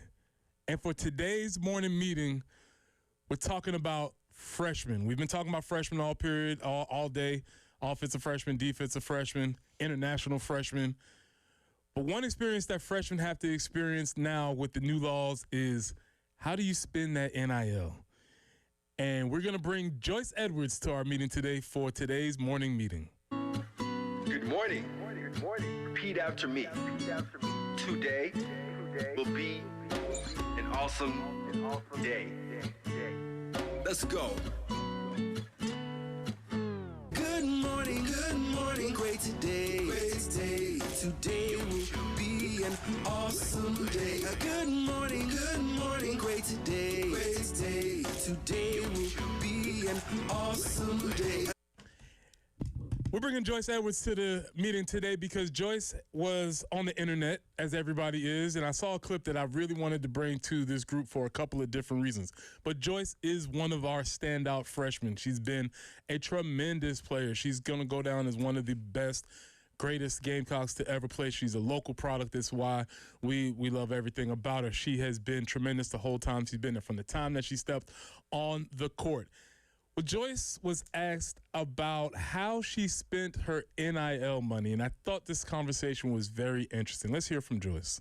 Do you remember how you spent your first NIL check? It was after a basketball game. I literally just took my family to Longhorn, which is down the road, and we just all ate together. They definitely ran up that check. We started ordering appetizers, which is something I didn't grow up with. So I was looking around wondering what's going on. It's definitely different. It puts it in perspective of being a parent and the sacrifices they had to make. Do you remember? So my question from this is, one, did you grow up being an appetizer family?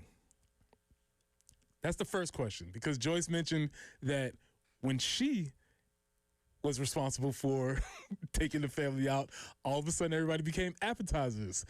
So my first question is, to the group, were you an appetizer family? No, we were not. Only at Outback. Okay. We got cheese fries. Oh, I thought you were a going to say zag, onion. right? Wow. Yeah, I got you there, didn't I? That was a zag. That was- I did not expect that. Huh. Yep. I'm with you, Jen. We would go out to eat, but we were not an appetizer family. Yeah. Like that was not even a part of, like, I didn't even register to look at that part of the menu. You just look for whatever your meal was going to be, right? Yep. And it just was not a part of the situation. So 803-404-6100. I'd like to know, are you an appetizer family? YouTube, let us know. Call in if you're an appetizer family. Because now I have become an appetizer family. And see, that's the thing. Now that I have my own family, we are an appetizer family. And this is something that has changed. You talk about things can't change in generations. No, they can. The attitude towards the appetizer, I believe, has changed Well, and I think in a generation. And I think it's just changed as far as restaurants and stuff. Like, I think that's a bigger thing than it was even, say 25 years ago or something like that. Yeah, there's just a whole bunch more focus on appetizers. See, the mistake that I make is like me and a coworker, right? Like a buddy of mine will go get dinner somewhere. Like, for instance, we went to Outback a little while ago. I remember this specifically. We go sit down.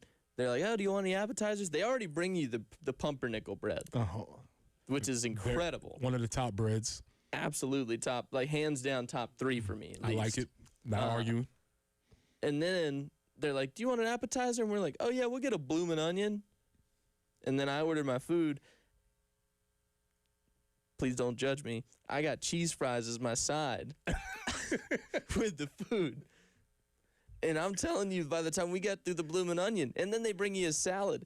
Like, I love an appetizer, but it's too much sometimes. Oh, whoa, that's a stunning revelation. I know. And I'll go in there having not eaten in like 8 hours, hungry as can be, and then I'll still, like, if it's only 2 people, I feel like you have to have a certain number to have an appetizer.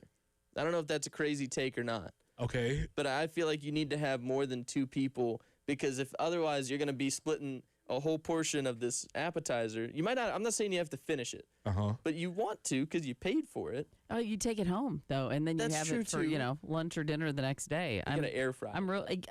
The air fryer has changed that game. Yeah. Because even like fries, where you might not take those before, now you do. You can. Man, they taste as good as before. Yeah. It definitely changes things a little bit when you consider that you can reheat or remake the appetizer, but it is a different thing. That was the first thing that stood out to me. The second thing about no, this is where I wanted to go with this.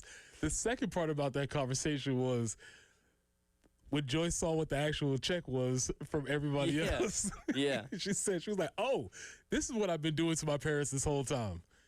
Yeah, she said that she thought they ran it up.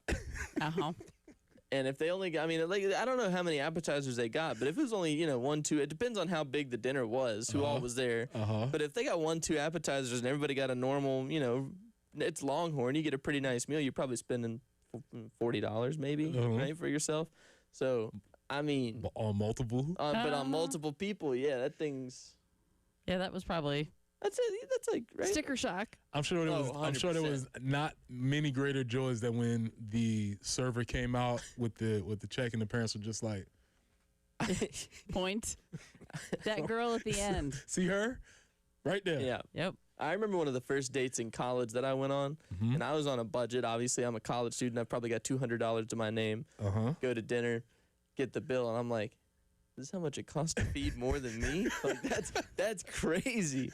I was blown away by that. Yeah, you just start running mental math in your head. Yeah. Like, you got a drink too? Okay, all right. You didn't get water. All right. They charge you $3 for that Coke soup. You want the bowl and not the cup. Right. All right. Okay. I've never seen you order this. I'm sure that's what Joyce is looking around like. Right? You've never ordered these things before. Every other time we come to Longhorns, you don't do this. Yeah, what? Lobster tail, what? Here we go. We got somebody on the YouTube. Craig, I'd rather try 3 or 4 different things for $15 a piece than pay $60 for a steak and potato. True. I get it. Yes. I get it. And I feel that maybe a change in the way people's eating habits. Yeah. Yep. It's almost that small plate thing. Small Like plate. a Even though sampler. sometimes, but it's samplers. Like Chili's. Yes. Very solid sampler. Oh, very, very solid. There is a little bit of, and that's how I like to eat, like peck You know, I like to peck around a little bit and have this. So that was Craig on the live stream. That's something I do. I am also very much a fan of. And so, yeah, I thought it was interesting as a freshman because in the new era, when they do have these NIL checks, they are going to be expected to maybe pick up one or two for the family, especially, right? For the family, especially, that is going to be something that they will have to do. So I thought that was very interesting. So, yeah, 803-404-6100. Are you an appetizer family? Yes, no, and then maybe have you changed? Because I've seen this change happen to me in my own personal life. It was not something that we were, and then we are now. Same. A quick question to you both on the topic of appetizers. They bring this to you for free. Who's got the best bread or rolls at a restaurant? You talking Outback, Texas Roadhouse, Longhorn? Well, it's that butter, that cinnamon butter. That's what I was thinking. Mm-hmm. I've got a recipe that's a knockoff. Oh, I'll share it. It's good. I would like that. It's really good. I would position that the brown bread is number 2. Yeah. Brown bread number 2. The very easily could slide into the lobster biscuits. Oh, I mean the cheddar bay biscuits. Oh, those could be solid. Haven't had one in a while though.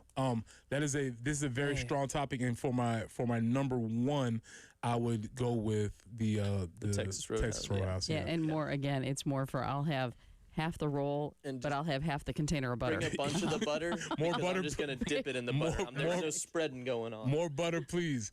All right. So when we come back, we're gonna talk a little bit more NFL. Keep Pounding Preston is still in the building, and we want to talk about some rookies that are making headway in the NFL. This is the early game.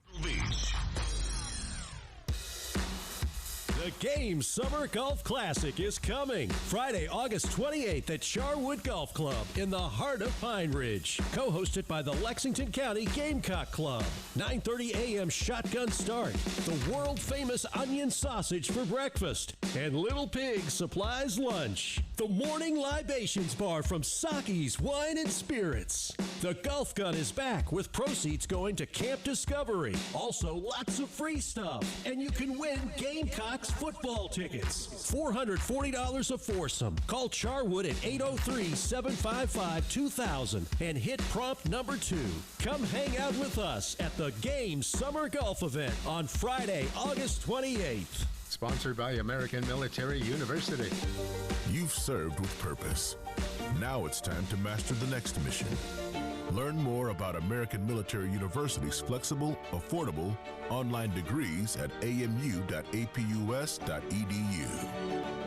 You love summer in the Carolinas, but you hate the paint, so do what all your neighbors did. They called Rhino Shield. Looked at what it was costing me to have my house painted and realized that while it cost more initially for Rhino Shield, over the life of the product, it's a lot less. Rhino Shield specifically formulated for our unique climate right here in the Carolinas, and it comes with a 25-year transferable warranty. We chose Rhino Shield because of the durability of the product. Paints are mostly water. Less water gives you a more resilient product. The warranty, 25 years, is something I just don't think you can beat. We're very excited that we don't ever have to paint again. Get the guaranteed protection of Rhino Shield for 10% off the regular price. Really would like to say thank you to their entire staff. Everybody all did exactly what they said they were going to do, exactly the way I wanted it done. Here's owner Dan Hoey. This offer is limited, so call today at 833-RHINO-99 or visit RhinoShieldCarolina.com. Never paint your house again. Rhino Shield. Hendrick. The most trusted name in automotive is right here in Columbia. Hendrick Chevrolet and Hendrick GMC. Buy now and make no payments for 3 months. Shop the nation's #1 dealer group, Hendrick Chevrolet and Hendrick GMC. With approved credit, see dealer for details. Last year, I had back pain radiating down my right leg. The pain was so bad I was willing to cut my leg off to stop the pain. I could barely walk and had to stoop over when I did just to take pressure off the spine. I'm John Morgan of Morgan & Morgan. In my professional career, I've represented thousands of people who've had herniated discs and issues with their neck and back, but never fully appreciated what they were going through until it was my turn. It's like trying to describe colors to a blind person who's never had sight. All I can tell you is it hurt like hell, but worse. My daily walk was gone, and that bothered me a great deal. Then I thought of all of you and how much more devastating this type of injury could be for you. My life stopped. I now feel your pain. Just know at Morgan & Morgan, we got your back. I understand. Morgan means more. Injured? Dial pound law. Joe Sandifer, Esquire, 11915 Plaza Drive, Suite 301, Merle's Inlet, South Carolina, 29576. Mike Rowe here with another random fact. Those cracks on your walls aren't just cosmetic. They could mean your home is sinking. Whether it's drywall cracks, exterior cracks, or sticking doors or windows, do yourself a favor, call Groundworks. I spent some time working with these guys, and they're the real deal. Their people are trained and certified to stabilize your foundation. Mount Valley Foundation Services is now Groundworks. Schedule a free inspection. Licensed in all states where work is performed. See website for details. With approved credit. Christopher got a credit card before he understood credit. Now he's paying for those bad decisions from a few years ago by being denied when he applies to buy a new vehicle that he needs. JT at JT's Jeep Ram understands. JT has the power to say yes when others say no. So come see JT and let him help you repair your credit while driving the new ride you need. JT's Jeep Ram, 378 Lexington, or JT's Jeep Ram Dodge Land on Greystone. Make this the summer event. The U.S. Soccer Podcast. These players are battered and exhausted, but you don't hurt like this if you don't care about this team, about this country, about this game. I think you can feel the intensity. The goals, the energy, the wow, look at us. Here in the U.S., I have got some news for you. There's so much more to come. My name is Megan Klingberg, and we're just getting started. The U.S. Soccer Podcast, presented by Henkel. Follow and listen on your favorite platform.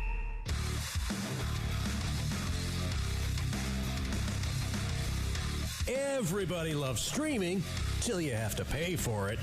Just download the 107.5 The Game app and stream us for free. It's the Game Network Traffic Report from the Schroeder's Towing Traffic Center. Broken down and need a tow or even free signage for your lot? Dial pound 250 and use keyword tow truck today. Still slow going I-20 westbound at Fairfield Road. You will eventually have to stay left to get around that, but it is moving. It's just slow at this point. I-20 westbound, exit 70. Garners Ferry Road at Chain Gang Road, also an accident there, as well as Cabin Creek Road at Congaree Road. And that hot and humid, dangerously warm conditions for the next couple of days. Some sunshine today, maybe a stray afternoon thunderstorm. That pattern continues really today through the weekend of those chances for thunderstorms. Highs in the mid to upper 90s, but heat index potentially up to about 108. Right now, sitting at 76.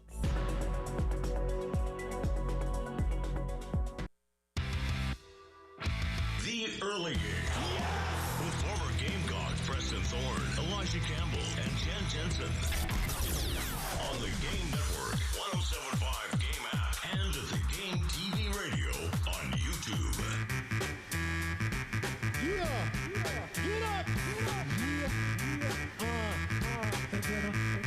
Welcome back into the Early Game. Preston Thorne, Jen Jensen, WIS's Nick Harvey. Before we get to keep pounding Preston and my beloved Carolina Panthers, I believe we have Will out on the phone lines. I think you just got disconnected. Oh again. man, Will. Well, we'll keep trying. Listen, we'll keep trying, Will. We'll keep coming back to you. No keep issues. Pounding. There you go. Keep pounding. Keep pounding, Will. We will get there for you. When we say pounding, can I say something real quick? Mm-hmm. Pound 250 is another way to call our talk line. Very solid. That was Jen. good. Very solid. Nice plug. Very solid. There you go. So dial pound 250 on your phone, and when you get the keyword "the game" and you get connected to us. Pounds 250, also a weight that I may not see ever again in my life. Because you've been under it for such a long time. Jen, I cannot.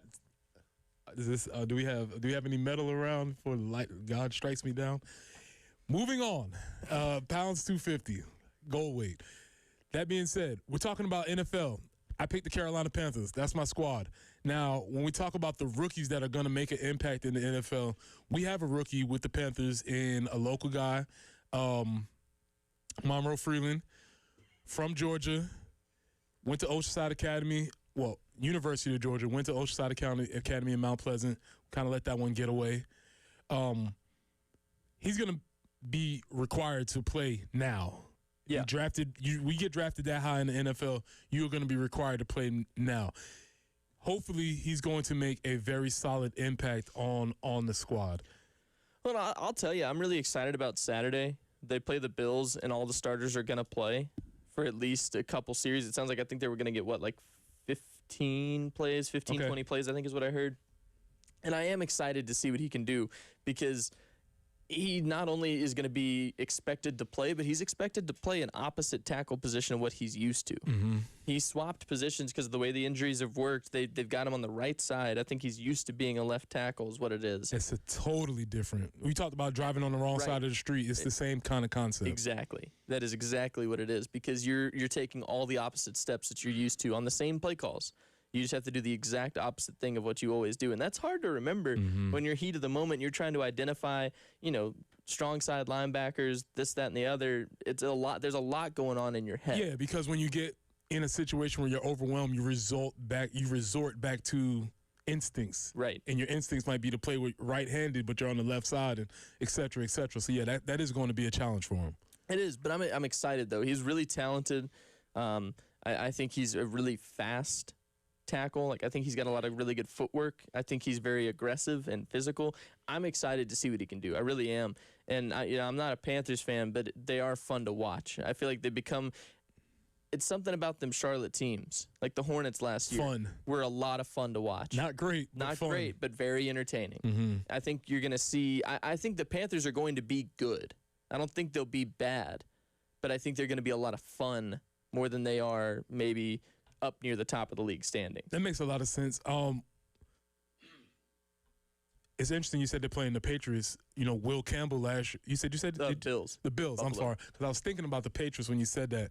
Because Will Campbell was a freshman last year, and he had a good season until he didn't, and then they've been on him. That was a fall from grace, right? And so, kind of typical of offensive linemen, we don't pay attention to them until they're not playing well, even when they're first round. And there were a lot of questions around Will and his abilities. But when you think about who is playing, offensive linemen don't make the projected rookies of the year. So if I was to look at these guys, I'm just going to give you a couple names.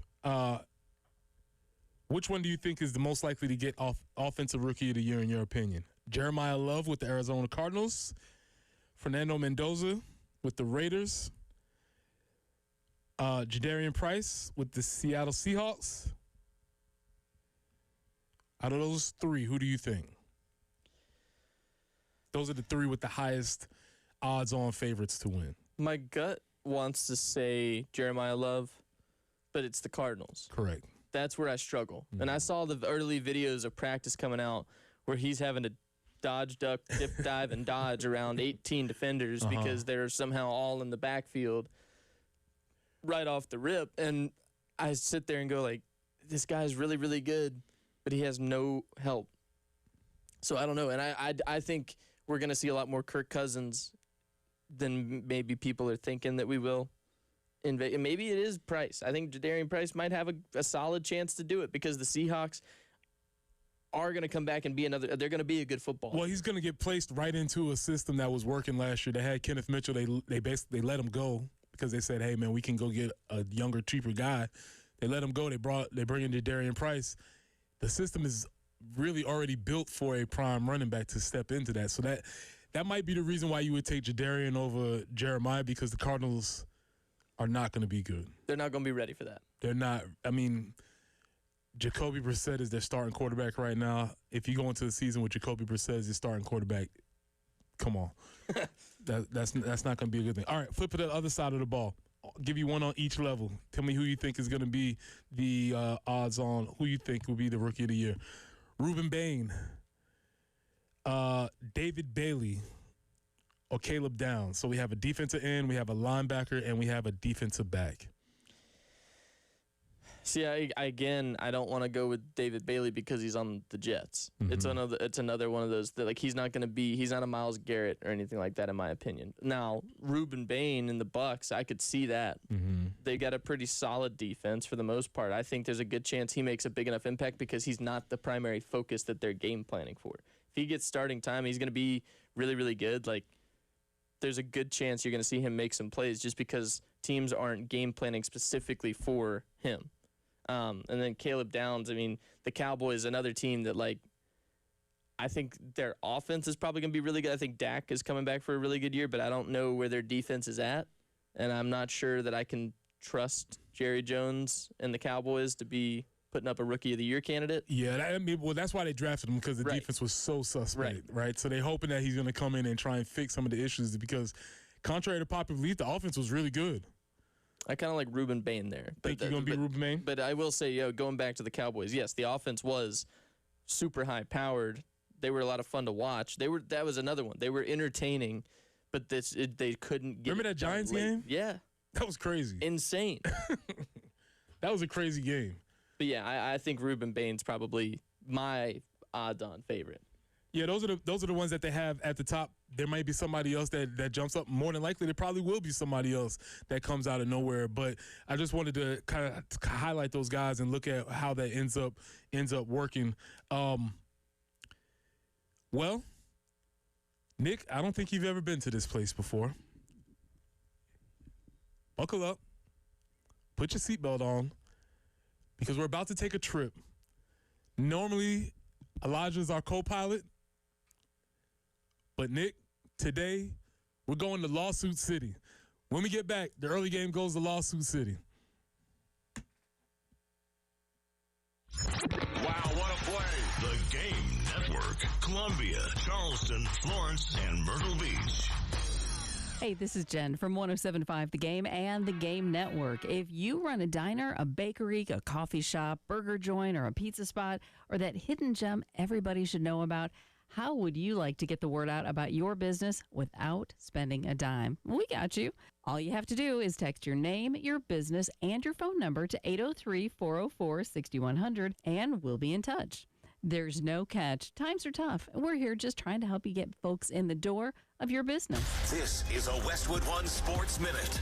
An early look for the new offense in Atlanta. Head coach Kevin Stefanski announced that Tua Tagovailoa will start at quarterback for the Falcons in their preseason opener against the Broncos. Tagovailoa and the rest of the first-team starters are expected to play roughly one series or about 10 plays, while Tagovailoa gets the nod with Michael Penix Jr. still rehabbing from a knee injury. The Game 1 regular season starter has not been named. I'm Drake Toll.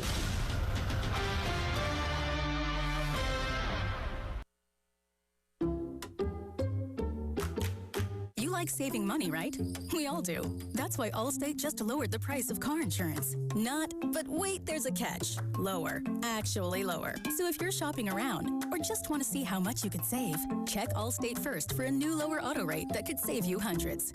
You're in good hands with Allstate. Not available in every state. Only applicable for new auto insurance business. Rates will vary by several factors, including how you purchase the policy. Potential savings vary. Allstate North American Insurance Company and affiliates, Northbrook, Illinois.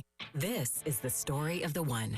As a maintenance engineer at a beverage manufacturing plant, he starts his day knowing every line is ready to run, because Grainger delivers the industrial-grade products he needs to keep mixers, conveyors, and packaging equipment moving. With Grainger's vast selection of bearings, belts, and motors, he keeps operations running smoothly, so nothing grinds to a halt. Call 1-800-GRAINGER, click Grainger.com, or just stop by. Grainger, for the ones who get it done. To make exercise a habit, find something you enjoy, like shopping. It counts as a workout when it's Kohl's Active Sale. Get 20% off across the store and 25% off top active brands that'll have you feeling your best. Adding to your cart is pretty much cardio, right? Find out at Kohl's. Select styles. 25% offer ends August 15th. 20% offer ends August 16th. Exclusions apply. See store or Kohls.com for details. Surprise. Wait, do I know you? You use your Discover cashback card to earn 5% cashback on restaurants all quarter. Yeah. Now, it's payback time. Whoa, hold on. Go ahead. Oh, you mean my Discover cashback. I told you there'd be payback. You know, you have a weird way of delivering good news. I'm working on that. Activate and earn 5% cash back at different categories each quarter on up to $1,500 in purchases. Terms apply. See discover.com/5 for details. Life matters. I was certain I mailed the letter. It was an important note concerning future employment. Deeply disappointed, I decided on another job when no reply came. The person awaiting my letter said he never received it. We were tense with each other for months. I believed he was lying. Months later, he received a water-damaged envelope with these words stamped across the front. Recovered from the crash of National Airlines Flight 872 in Pensacola Bay, May 8, 1978. We had blamed each other for lost opportunity. I'm so thankful that letter finally made its way from that watery grave into his mailbox. We were both ashamed of our behavior and were glad to rekindle our friendship. Some folks are like that concerning God. After years of missing his message, they awaken to discover that God really does love them, and his letter has been there all along. It's called the Bible. Take time to rediscover God's letter to you. This is Stephen Chitty, pastor of Christian Life. Remember, life matters, and so do you. The early game with former Gamecock Preston Thorne, Elijah Campbell, and Jen Jensen on the Game Network, 107.5 Game app, and the Game TV radio on YouTube.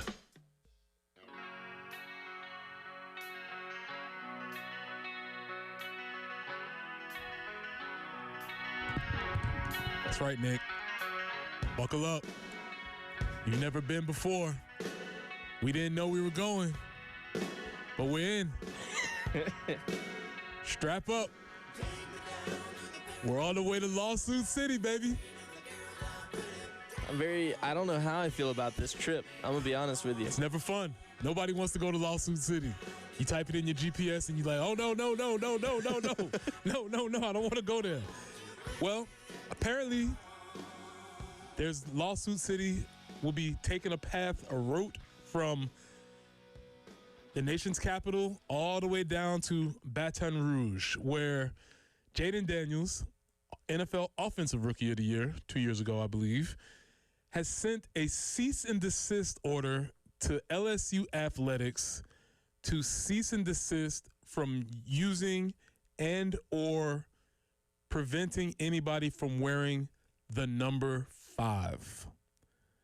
The number 5 was given to another player on the team, DJ Pickett, and Jaden Daniels, in representation, I do think that's important, has sent a cease and desist order to LSU saying that they are violating an NIL agreement by letting this number be distributed. Do you think we need to continue going to Lawsuit City for this case? No. I mean, he obviously, yes, he won a Heisman Trophy. Mm-hmm. I get it. Mm-hmm. And if you're a school who doesn't come by having a Heisman Trophy winner very often, it's a pretty big deal. I mean, George Rogers, for instance. You're not seeing anybody walking around wearing the number 38 on the football field. I would also position nobody wants to wear number 38. That's also fair. You make a valid point. But the school itself, Jaden Daniels won an individual award as a Heisman Trophy winner. Correct. It happens to be that he was representing LSU when he won the Heisman Trophy. He didn't win a national championship at LSU. Mm-hmm. You know who did and won a Heisman? Jay Beasley. Yeah. My man Joe Burrow. Mm-hmm. So, if we're going to have this conversation. He even changed his name to Roe. Yeah. EUX. Yeah. That was tight. Those were the days. Mm-hmm. Got Ed Orgeron, go Tigers. Those were fun times. One of my favorite sports photographs is him in that locker smoking that cigar. Yeah. Coolest man on earth. Not only that, but the soundbite leading into him smoking the cigar. Because you see the picture, but it was on the heels of once again, Ed Orgeron delivering an all-timer. Just take it easy on that cigar, bro. Imagine FG would try to understand Ed Orgeron. Impossible. But you talk about aura.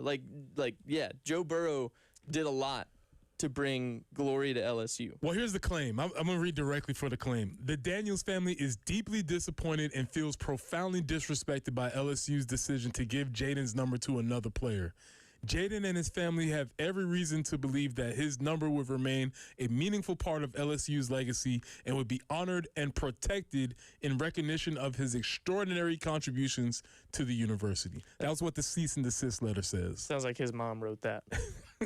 Which is important because his mother plays an outsized role in his career. If you follow along, she was momager. I don't even know how outside I would call it. She is very, very involved. And it's, to some degree, It's like, like when little kids are really famous on TV and then later on you hear about the stories where the parents might have taken a little too far when they became a celebrity. I feel like we're like on a similar path, but this is the NFL. That's fair. You know what I mean? Like it's getting, I don't know. It feels. It's a lot.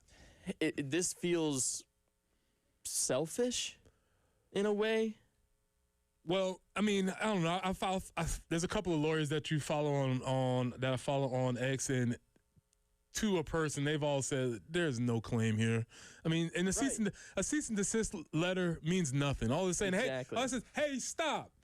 Yeah. Stop that. Don't say my name. Yeah, and then your lawyer would just be like, okay. And then you move forward with that. The reason why it's an issue is that the number was promised to DJ Pickett during his recruiting, so that says. But here's the problem: Lane Kiffin did not recruit DJ. Brian Kelly did. Brian Kelly's no longer there. But Brian Kelly also didn't give him the number because he didn't feel he was. So there's a lot of mix. So this is a great college football story here. Yeah, it is. It's a perfect college football story because Lane Kiffin's like, hey, man, I didn't make those promises, but I want him to play for us. So guess what? I'm going to give him that number. And also, Lane Kiffin did not coach Jaden Daniels. He doesn't have any loyalty towards Jaden Daniels. Also, we know Lane Kiffin doesn't have any loyalty, period. So why is he going to not give this number away? Well, the crazy thing is the quote from Brian Kelly, because apparently he talked to ESPN yesterday, and he said it was promised to him during his commitment, but he chose not to give him the jersey because Daniels wasn't on board with it. And in the quote, I just wasn't prepared to do it until we got a full commitment from another Heisman Trophy winner. We didn't want to issue number 9, so you can't treat one differently from the other. It's number 9 being Joe Burrow. Right, but Joe Burrow won a national championship, and that's a huge point because he also won a Heisman. Also, Brian Kelly's like Brian Kelly coached Jaden Daniels. Lane Kiffin did not, and so Lane's like, hey man, do what you want. Yeah. You want to wear number 5? I'll give it to you. I have no problem with that. When we come back, we'll discuss this a little bit more because there's a Gamecock connection. This is the early game. Broadcasting live from the Herndon Chevrolet studio. Herndon Chevrolet is your hometown dealer. Stop by today or shop online 24/7 at herndonchevy.com. Preston here for our good friends at Absolute Glass, the premier glass company of the Midlands, offering auto, home, and business glass repair. If your glass is damaged, shattered, cracked, or broken, they can handle the job. If it's a cracked windshield, that's no problem. They'll come out to your location and they'll replace it for you, usually for free, and they'll work directly with the insurance to take away the headache. They'll come out to wherever you are, school, home, work, it doesn't matter. Absolute Glass will come out to you, and they'll take care of the job for you. Now, if you're at home, you're looking to increase the value of your home, Absolute Glass can take care of that for you too. Windows, mirrors, shower enclosures. You say it all the time. If you can see through it, Ray and Marianne at Absolute Glass can do it. So check them out online at AbsoluteGlassInc.com. That's online at AbsoluteGlassInc.com.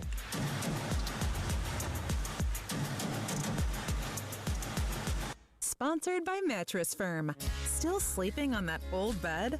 Mattress Firm's sleep experts can help you choose the perfect upgrade. They'll guide you every step, answering your questions. Shop today and save big during the best sale of the year. They make sleep easy. Call 866-243-4623 for details. Please listen very closely. From now until the end of the month, JT is slashing new Jeeps $10,000. $10,000 off the Jeep of your dreams. It gets better. Now save $10,000 to $20,000 off Rams. $10,000 to $20,000 off Rams is unbelievable, but true. Credit concerns? JT is the wizard of getting you approved. Oh, and how about $5,000 more for your trade? JT's Jeep Ram 378 in Lexington and JT's Jeep Ram Dodgeland on Greystone. Make this the summer event. It's the Hendrick Chevrolet Countdown to Kickoff. 23 days away. Hendrick. The most trusted name in automotive is right here in Columbia. Hendrick Chevrolet and Hendrick GMC.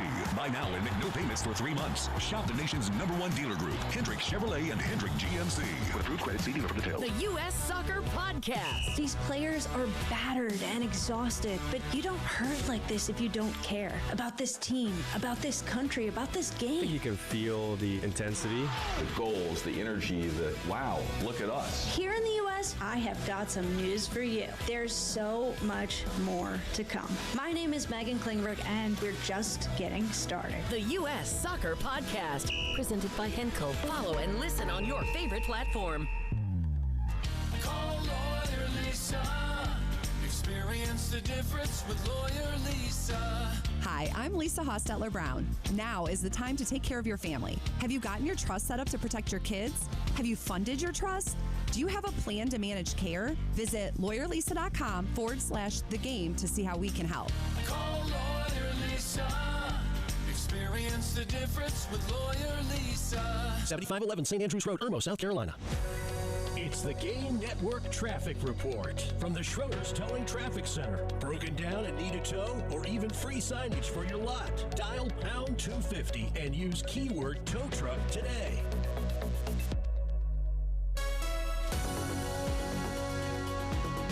Cabin Creek Road at Congaree Road, an accident there. Also Garner's Ferry Road at Chain Gang Road. Coon Road at Western Lane in Irmo. We also have a report of an accident there. Forecast-wise, it's just going to be hot. No two ways to put it. Mostly sunny today. Maybe an afternoon thunderstorm could pop up, and that's pretty much the pattern we're going to be in through the weekend. 97, 98, the highs will be somewhere in there for the next several days. Those afternoon thunderstorms and heat index of anywhere up to about 108. Right now, 77.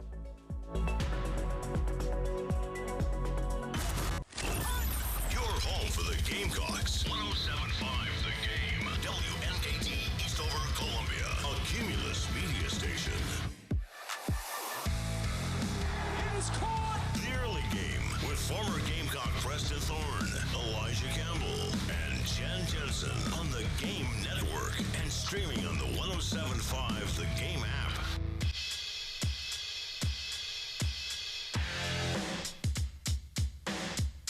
Welcome back into the early game. Preston Thorne, WIS's Nick Harvey, Jen Jensen, Thomas in the control room. We got the whole crew here. We made it out and through Lawsuit City. If you heard last segment, there's a potential lawsuit brewing. A cease and desist order was sent, which only means, hey, stop doing that. I think a cease and desist is about the lowest form of legal briefing you can send somebody. It just feels like hey. I don't like that. Stop it. That's enough. Yeah, that's what a cease and desist is. Hey, stop that. All right? And then you could choose to be like, no. And then now we have to go to Lawsuit City after that. So it seems like it's setting up a situation. If you didn't hear what it is, Jaden Daniels, Washington Commanders quarterback, is sent a cease and desist letter to LSU Athletics telling them that they need to cease and desist from anybody wearing the number 5 because that is his number forever. No, it's not. It's not his number forever. That's what he said. He said it's his number forever. Are the Commanders going to retire his jersey when he retires? I guess what he's saying is if he does something special enough to warrant that, then maybe it would. But this leads to the bigger conversation of retirement versus honoring, because there's a Gamecock tie-in here, right? Famously, the number 2 is retired, right? It's out of commission. Nobody has or can wear the number 2 to honor the great Sterling Sharp. That number is out of commission. There have been several players who have come along that have stated that they would have liked to have worn number 2, and it kind of goes through a process where they go to Sterling and Sterling says no, and then they move forward. There was in the interview with Sterling, he was on Club Shay Shay with his brother, and he was talking about the number being retired. He said the only person he considered letting wear the number was Deuce. He was like, kind of made sense. His name is Deuce. And he was going to let him do that, but ultimately he decided not to, so Deuce wore 22, and history is written after that. But I think there's an interesting conversation that happens between a number being retired versus a number being honored, because we've also honored some other numbers. We honored the number 1. That's up in the rafters. JD's number is up in the rafters. George Rogers, as we positioned, His number is retired, but I would say that the number 38 is very safe. Yeah. Because I don't think there's anybody ever on a football field besides maybe George, and I would say that George probably didn't even pick that number, who has picked the number 38. That is a number that is given to you probably at the end of a line or as a freshman, but nobody ever has decided, like, I want to be number 38. Also, Steve Wadiak here, his number's retired also, 37. I think that's safe too. I don't think anybody's going for 37 or 38. Nobody ever has to worry about these conversations. But retirement versus honoring, where do you fall on this? Do you think it is better for a number to be retired and placed out of rotation, or for a number to be honored but still be allowed to be used by the team? I think it depends on the circumstance. Okay, that's fine. I think it has a lot to do with the resume. But, like, for instance, see, like, I'm one of those that I would probably tell you I think Sterling Sharp's jersey should be retired. Out of commission. I think it should be up with all the names that are up on the press box at Williams-Brice Stadium. They should even have to ask him. He had a phenomenal career as a Gamecock. He would have had a phenomenal career in the NFL had he, been a little more tenured. But even still, the short career that he did have, he was incredible for the Green Bay Packers. So I think he's a guy that, like, I think he made his mark on Gamecock history just like Alshon Jeffrey did. I think years from now there'll be conversations about maybe honoring the numbers of, let's say, I don't know, maybe Debo gets a consideration, but even then, those were some dark years for Gamecock football, and that probably reflects a lot on even considering whether his jersey goes and gets any sort of recognition. But I don't know. I kind of have I feel as though honoring a jersey being honored is a nice nod, but I don't feel like it's enough, I guess, in a way. So you think it should go further? I think it should be retired. So the argument that I heard that I thought was very interesting, his name has come up 2 times this week, from the playmaker, Michael Irvin. Not a man who is not short on attention for himself. He does not mind the camera, the spotlight. He always seems to find it. His take is that he thinks his number should be honored, but also he feels like his number, like especially 88 for the Cowboys. He also wore 47 for the Dolphins. I mean, for the U. And no wide receiver will ever wear that again because it's a god-awful number. You ever heard the story about how he got that number? I have not. Okay. Jimmy Johnson, when recruiting him, they only had a couple numbers left, right? So he brings Michael Irvin into the office, and he tells him, yeah, you're going to wear 47, like a 747 plane, and you're going to fly. You're going to be like a jet out on the field. And he gassed him up to wear number 47. And Michael Irvin leaves the office. He's like, wait a second. I just agreed to wear 40. One of the worst wide receiver numbers in the history. He don't have to worry about anybody ever trying to do that again. I would position again. 47, 38, 37, those are just not numbers that you pick. But the number 88 is sweet. And that was the number he wore for the Cowboys. He positions that by letting – it's almost – and if you think about the Cowboys, the number 88 has almost become like an heirloom type of number. Dez, CD. Yep. It almost becomes like the next guy up playing wide receiver for the Cowboys gets blessed with the number 88. And I think that's a really interesting way to approach honoring your legends. Well, and see, I agree with you on that, but I think there has to be a point where you can earn it, right? Like, I think it's not just given to you because you're a top wide receiver or anything like that. If you choose 88, you say, hey, that's fine. Prove that you deserve it. Right? Like, let's see you perform, and then we'll think about giving you the number. Because if that kind of, I would take that side of it. If it's not a retired jersey number, and it's still a big, meaningful number, if it's an honored number, then I think there has to be certain criteria to be met, I think, to maybe get that number. So, for instance, 1, in Gamecock lore, 1 or 7. What you're telling me is that just not anybody should be able to wear number 7 if you're playing for the Gamecocks. That should be very hallowed ground if you're wearing number 7, because obviously Jadavian's number. No, Spencer wore number 7 also. Yep. Right? That was okay. That's fair enough, but what do you think?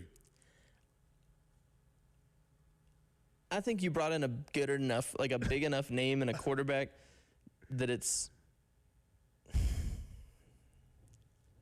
Make a judgment right now. Should Spencer have been able to wear 7? Yes or no? No. Yeah, listen, it's fine. Because that's the first notable name I've heard since J.D. Clowney that has worn number 7 in South Carolina. Notable.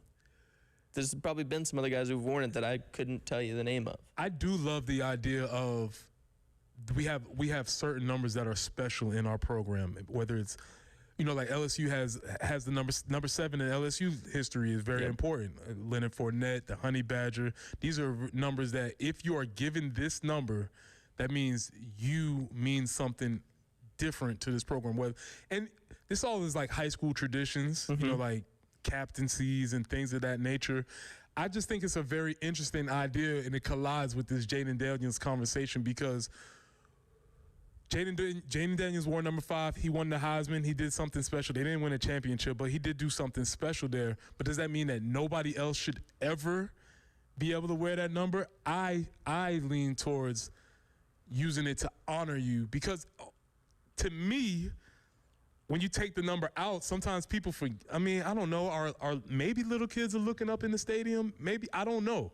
I think it's just a very interesting way of how you choose to honor your legends. I get where you're coming from because sometimes you don't think about it. Like there's a lot of people who walk in, you're watching football. You're not watching for whatever number the guy is on the field, unless it's like a favorite player. Obviously, you want to know where he is, but you're not going like, oh, nobody wears the number 7.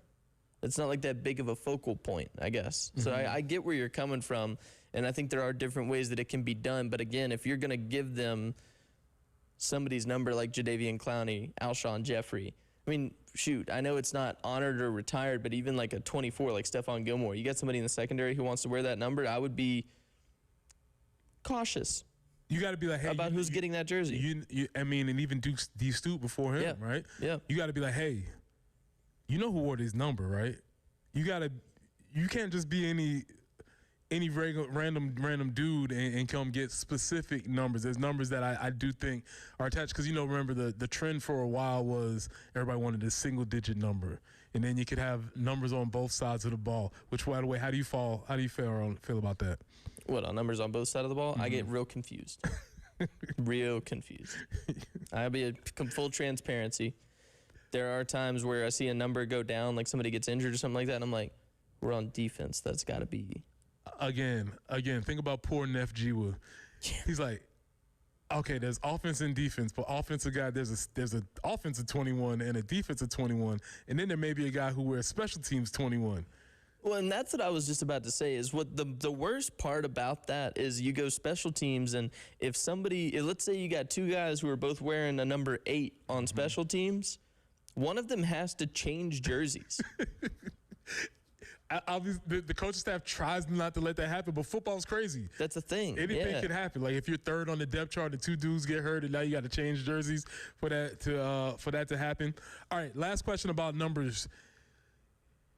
If the Gamecocks make the CFP this year, should the number 16 go in the rafters?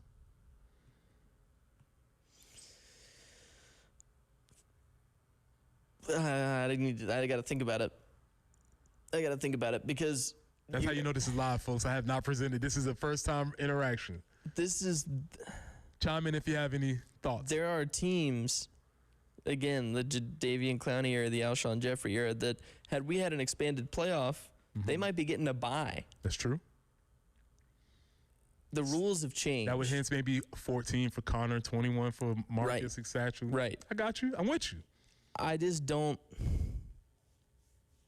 I'm having a really tough time with this because first time ever making the CFP. The rules are but the rules have changed.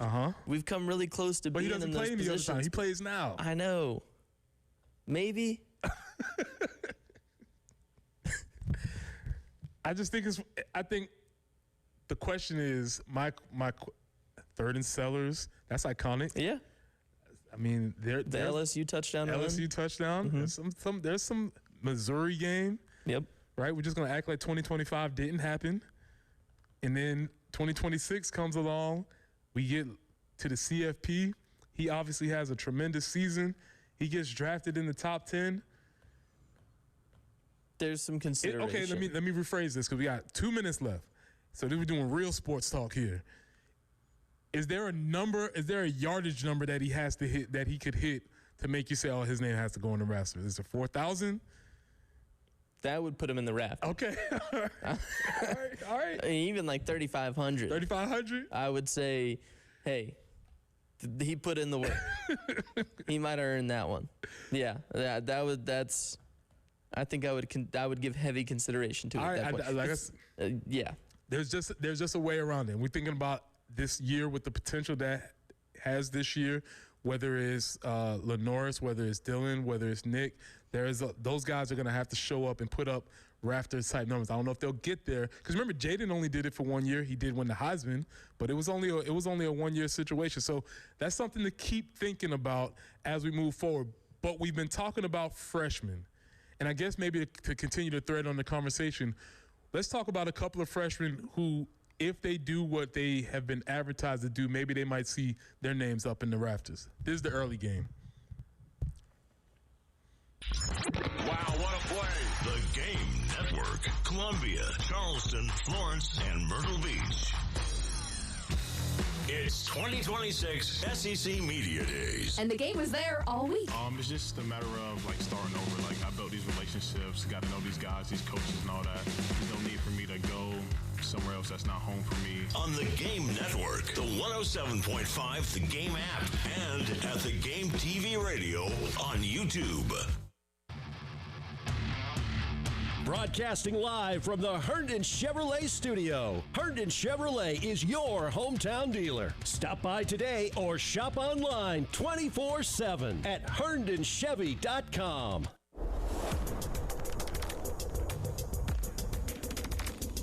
Joe's got really good branding. The University of South Carolina. You know who they like to team up with? School Cuts and Minuteman Press. And if it's good enough for the University of South Carolina, then I think it's good enough for any business, school, university, or nonprofit organization, because for 30 plus years, you look at School Cuts and they've been providing these quality screen printing, embroidery on all types of uniforms, spirit wear, branded apparel. I've gone into the building before and I've seen the hats they make, the pullovers they make, sweatshirts, everything, anything that be printed on apparel, School Cuts has you. And then for Minuteman Press, they do the brochures, they do the booklets, they do the signage, right?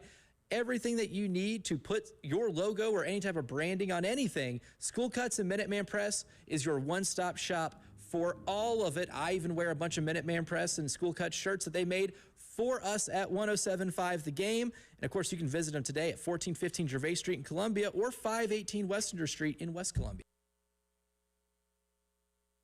Music and food. Cooler days ahead on Saturday, noon to 3. Register to win an outdoor bundle with a cooler and folding chair. Harley's Angels will be serving free soda and water. Plus, get $1,000 customer cash on select 2026 Lowrider S and Lowrider ST models. Take a test ride and get a free limited edition flag. Discover more at 866-768-5095 or thehavenharley.com.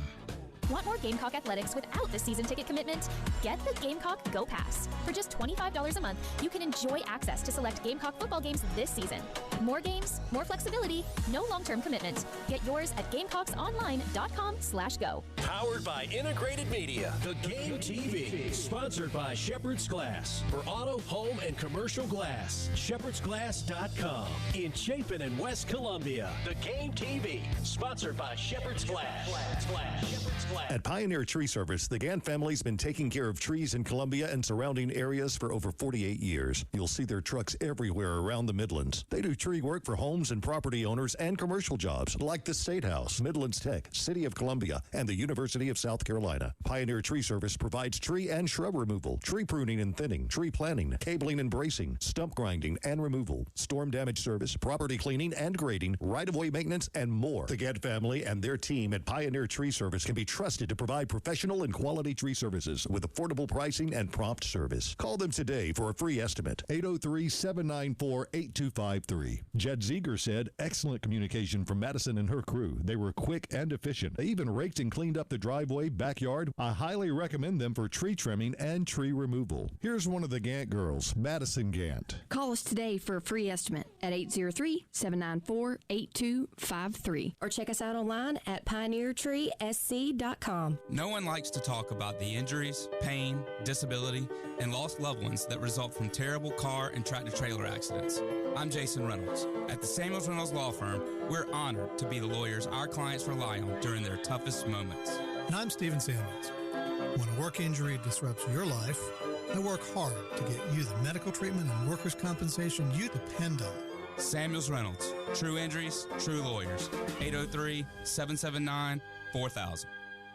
Call 866-243-4623 for details. Please listen very closely. From now until the end of the month, JT is slashing new Jeeps $10,000. $10,000 off the Jeep of your dreams. It gets better. Now save $10,000 to $20,000 off Rams. $10,000 to $20,000 off Rams is unbelievable, but true. Credit concerns? JT is the wizard of getting you approved. Oh, and how about $5,000 more for your trade? JT's Jeep Ram 378 in Lexington and JT's Jeep Ram Dodge Land on Greystone. Make this the summer event. It's the Game Network Traffic Report from the Schroeder's Towing Traffic Center. Broken down and need a tow or even free signage for your lot? Dial pound 250 and use keyword tow truck today. Continuing to get things cleaned up at Cabin Creek Road at Congaree Road. Also Garner's Ferry at Chain Gang Road. Gervais at Kirby Road. On I-20 eastbound between Sunset Boulevard and Bush River Road, the two outside lanes are closed. Basically, the right lane more so. So big slowdown there. Coon Road at Western Lane. St. Peter's Church Road at Burbage Lane. Two Notch Road near Windsor Lake Boulevard. So quite the list of slowdowns this morning. Do be careful, allow some extra time. Upper 90s is what we're going to see for the next several days with afternoon thunderstorms a possibility. Heat index up to 108 for the next few days. It's 78 right now. The Early Game. With former Gamecocks Preston Thorne, Elijah Campbell, and Jen Jensen. On the Game Network, 107.5 Game app, and the Game TV radio on YouTube.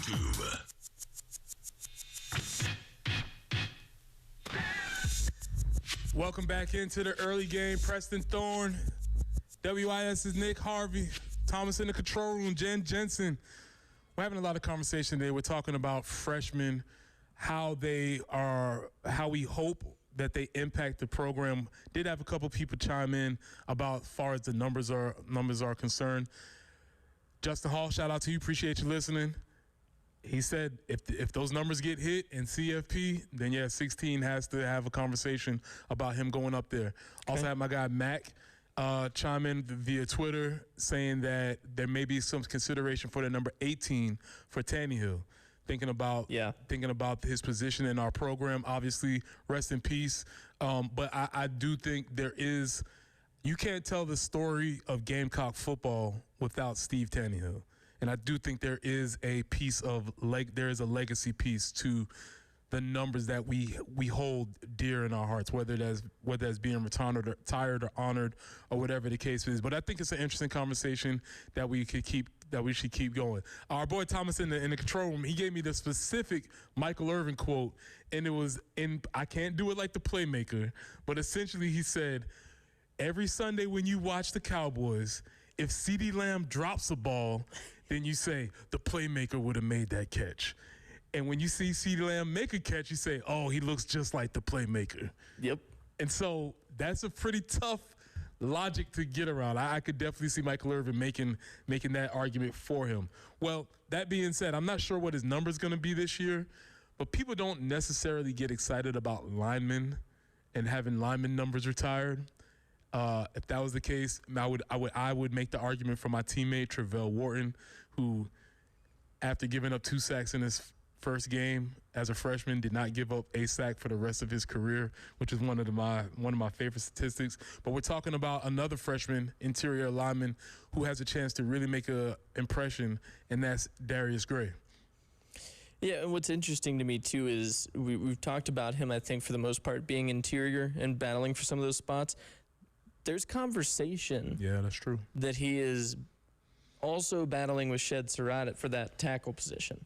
And I think that's a really interesting thing to talk about because that's a very diverse football player, right? And like a lot of times we talk about it, today's tackles are a little bit, I don't want to say thinner, but they're a little bit more built and a little bit more athletic than maybe they were a decade ago even the heck 5 years ago, because edge rushers have changed so much.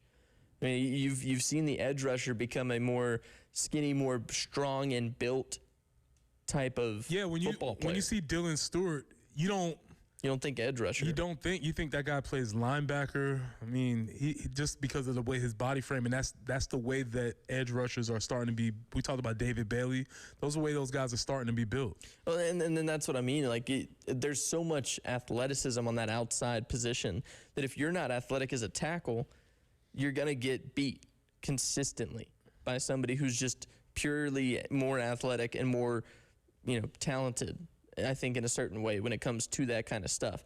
Now, at the same time, Darius Gray, I think, would be wonderful as a guard. When you got somebody who's that fast, getting to a linebacker at the second level, if he's pulling on a play, let's say, like if they're running a power and he gets to the outside, he comes off of that tackle's hip, and he's meeting the linebacker, maybe even before the linebacker can get to the hole, that offers a whole different dynamic too, but he's making a lot of noise. That's what I'm alluding to, is there's conversations being had where he could start at some point this season in multiple positions, and that is extremely impressive. Well, the article in the State by Jordan Kay, which I would advise everybody to check out, there's a quote from Coach Clem. Randy Clem is the new offensive line coach, where he essentially says, I've been in this game a long time. I haven't seen many or any freshmen make the advancements that Darius Gray has made. And to me, when somebody puts their accolades like that and they say, hey, this is maybe something different, I think that's something we all should pay attention to. Yeah, because with somebody who's got decades of experience, when they've seen a lot of guys come through, and again, we talked about this, I mentioned it earlier, but Randy Clements was at Baylor in some of their prime days with Art Browse and those guys that were building a really strong foundation there in Texas. He's seen some of the best come through. And I don't know Coach Clem yet. I haven't learned a lot about him, but I do know old grizzled OL guys. Compliments don't come easy. They don't say those things a lot, right? So he's like, when they do get around to saying some of these things, so he said it through gritted teeth because, we don't want to give the freshman any love, but he very distinctly stated that, hey, this young person is advanced from what I've seen in all my years. Yeah, and that's incredibly impressive. It's worth noting. Yeah, it's worth noting. And the other part you said about Darius, and I brought this up last segment, or during the first hour, I believe. Lonnie Teasley did not coach well the offensive line. The offensive line was not good for the past 2 years when he was the head coach. When he was the head offensive line coach, that is a fact. That's why he's not here anymore. That's understood.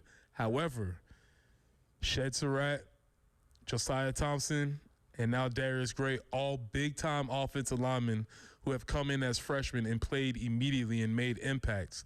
And so his impact wasn't on the field, but as far as recruiting, and nobody ever denied that, but I think it's just worth noting that these are guys that were recruited by Lonnie Teasley. Right, and again, Lonnie was a really, really good recruiter. Like, at the end of the day, say what you want about the coaching, and I don't disagree. There were certainly some struggles, and I think maybe the way the coaching style came across was a little bit too mellow at times. He could recruit. He could build good relationships with these players. The players really liked him, and they wanted to play for him. It just came down to an execution thing at the end of the day, where you bring in a lot of top-tier talent, but these guys aren't. You're not seeing a lot of growth and development. You're not seeing progress and improvement. So it's a business. You got to make a decision, and that was the decision. Now, I do think on that note, two things. South Carolina was able to hold on to Darius Gray. Correct. That's a big deal. After a 4-8 season. After a 4-8 season, and after the O-line coach who recruited you is fired. I think that's a feather in the cap for Shane and the culture. Absolutely it is. And I give a lot of kudos to the coaching staff for keeping him here. Now he's got a coach who, I don't know, but I would have to assume is a lot different than the coaching styles of Lonnie Teasley. And I mean, I can say that simply from a standpoint of, you saw some of the drills that they were putting out on social media the other day. They're going through the chute, making sure the guys are staying low, and the whole time, every single person who goes through the chute, Clem's right there at the end of the chute just screaming finish at them. Like he is ingraining it in their brain that they are going to be to the whistle blockers. They're going to fight hard. And I think with a guy like Darius Gray and all the hype that he's getting from preseason, I want to see him on the field. I want to give me the first 2 weeks if you've got a comfortable enough lead. If he's not going to get a start, if he hasn't earned that starting position yet, let me see what he can do mixing in snaps with starters. I mean, remember, we're still very early in the camp. We've yet to see the first scrimmage. We haven't done any of these things, but all of the reports out of camp is that he is well ahead of where you would think that a freshman offensive lineman would be. Well, and I also really like what Shane said, too. We played the soundbite earlier, but he was talking about the fact that he was at St. Chris up in Virginia, and he was talking about if we're throwing too much at you, let somebody know. We'll slow it down. We'll make sure this works for you. And he said, Coach, I got it. I've been in a very intense program. I know what to do, and that's a huge thing to have somebody who says, don't worry. Like, if he can handle all of it, I could see him getting a lot of good snaps coming up this season. And the second part about that is he's not coming into a quote-unquote pro-style offense. Right. He's coming into a college offense, which is touted for its simplicity and its ability for you to be able to pick it up in a quick manner. So him coming into this new offense with a coach who's been around this offense, can explain the ins and outs of his offense. Also, Coach Clem's assistant, Jason Smith, is a younger guy who played in the offense. Yep. He knows Coach Clem. He knows the offense. He can maybe translate some things I would imagine in a different way. I would just say in a different way. However that is, I think that's really important. So that is something to keep an eye on as camp goes along. When we come back, it's Corley's Pool Solution Times. I think we have some developments. The plan might be working. This is the early game. Wow, what a play. The Game Network. Columbia, Charleston, Florence, and Myrtle Beach.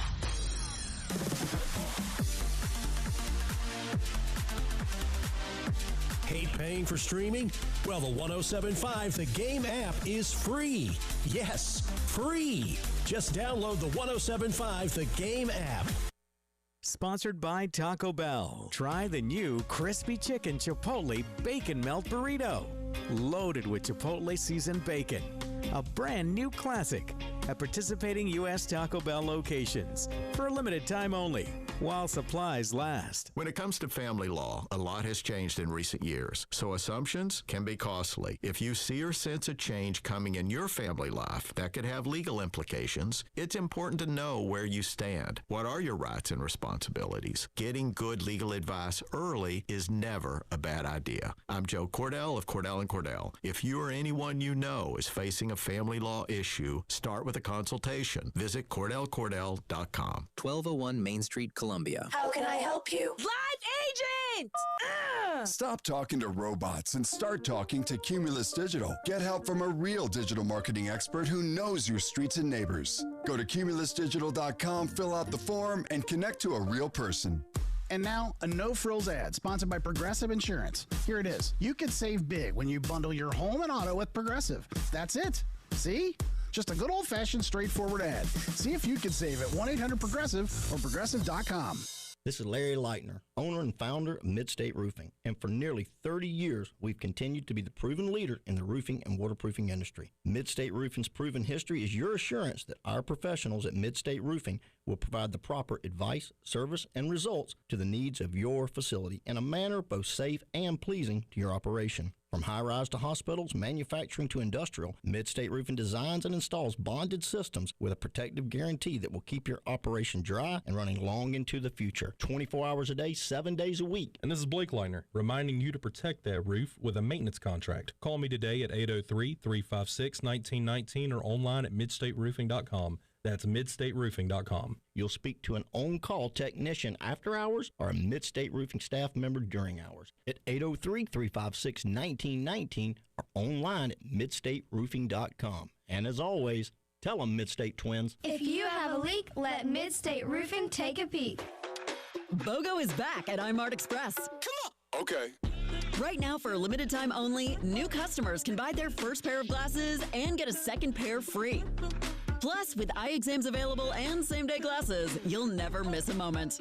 It's the kind of savings and service you can really get used to. Okay. Find a location near you at imartexpress.com to shop our BOGO event today and see everything we have in store for you. iMart Express. Get glasses. Go see. The roar of the crowd, towels waving, the lights flashing after a Carolina touchdown. There's nothing quite like catching a game at Williams-Brice Stadium. Single game tickets are on sale right now. So get yours at GamecocksOnline.com/FB2026. Powered by Integrated Media, the Game TV, sponsored by Shepherd's Glass. For auto, home, and commercial glass, shepherdsglass.com. In Chapin and West Columbia, the Game TV, sponsored by Shepherd's Glass. Shepherd's Glass. Mike Rowe here with a fun fact. Did you know that 50% of the air that you breathe inside your home comes from your crawl space? Yeah. Whether your crawl space is wet, smells musty, or your floors are bouncy, do yourself a favor, call Groundworks. I spent some time working with these guys, and they're the real deal. Their people are trained and certified to repair your crawl space. Mount Valley Foundation Services is now Groundworks. Schedule a free inspection. Licensed in all states where work is performed. See website for detail. Don't miss this sweet deal from Lakeside Seafood and Steak. Beginning this Friday at 9 a.m., visit 1075thegame.com and click on Sweet Deals to get a $50 gift certificate to Lakeside Seafood and Steak for just $25.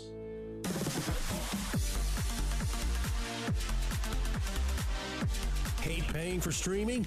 Well, the 1075 The Game app is free. Yes, free. Just download the 1075 The Game app. It's the Game Network Traffic Report from the Schroeder's Towing Traffic Center. Broken down and need a tow or even free signage for your lot? Dial pound 250 and use keyword tow truck today. Garner's Ferry Road at Chain Gang Road, getting that cleaned up. Also, Gervais at Kirby Road. Also, I-20 eastbound between Sunset Boulevard and Bush River Road. Traffic at a crawl right now due to an earlier accident. On I-20 westbound there at I-26, the left shoulder is blocked, slowing things down. Coon Road at Western Lane. And Two Notch Road near Windsor Lake Boulevard, we do have an accident there. So several slowdowns to be mindful of this morning. 97, the high today, mostly sunny, and maybe some stray afternoon thunderstorms. We're expecting that whole pattern through the weekend, including heat index potentially up to about 108. Right now, 78. The early game starts with former Gamecock Preston Thorne, Elijah Campbell, and Jen Jensen on the Game Network, 1075 Game app, and the Game TV radio on YouTube.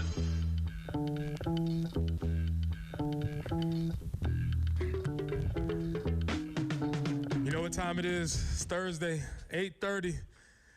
It's time for us to go racing. We went to lawsuit, sir, early.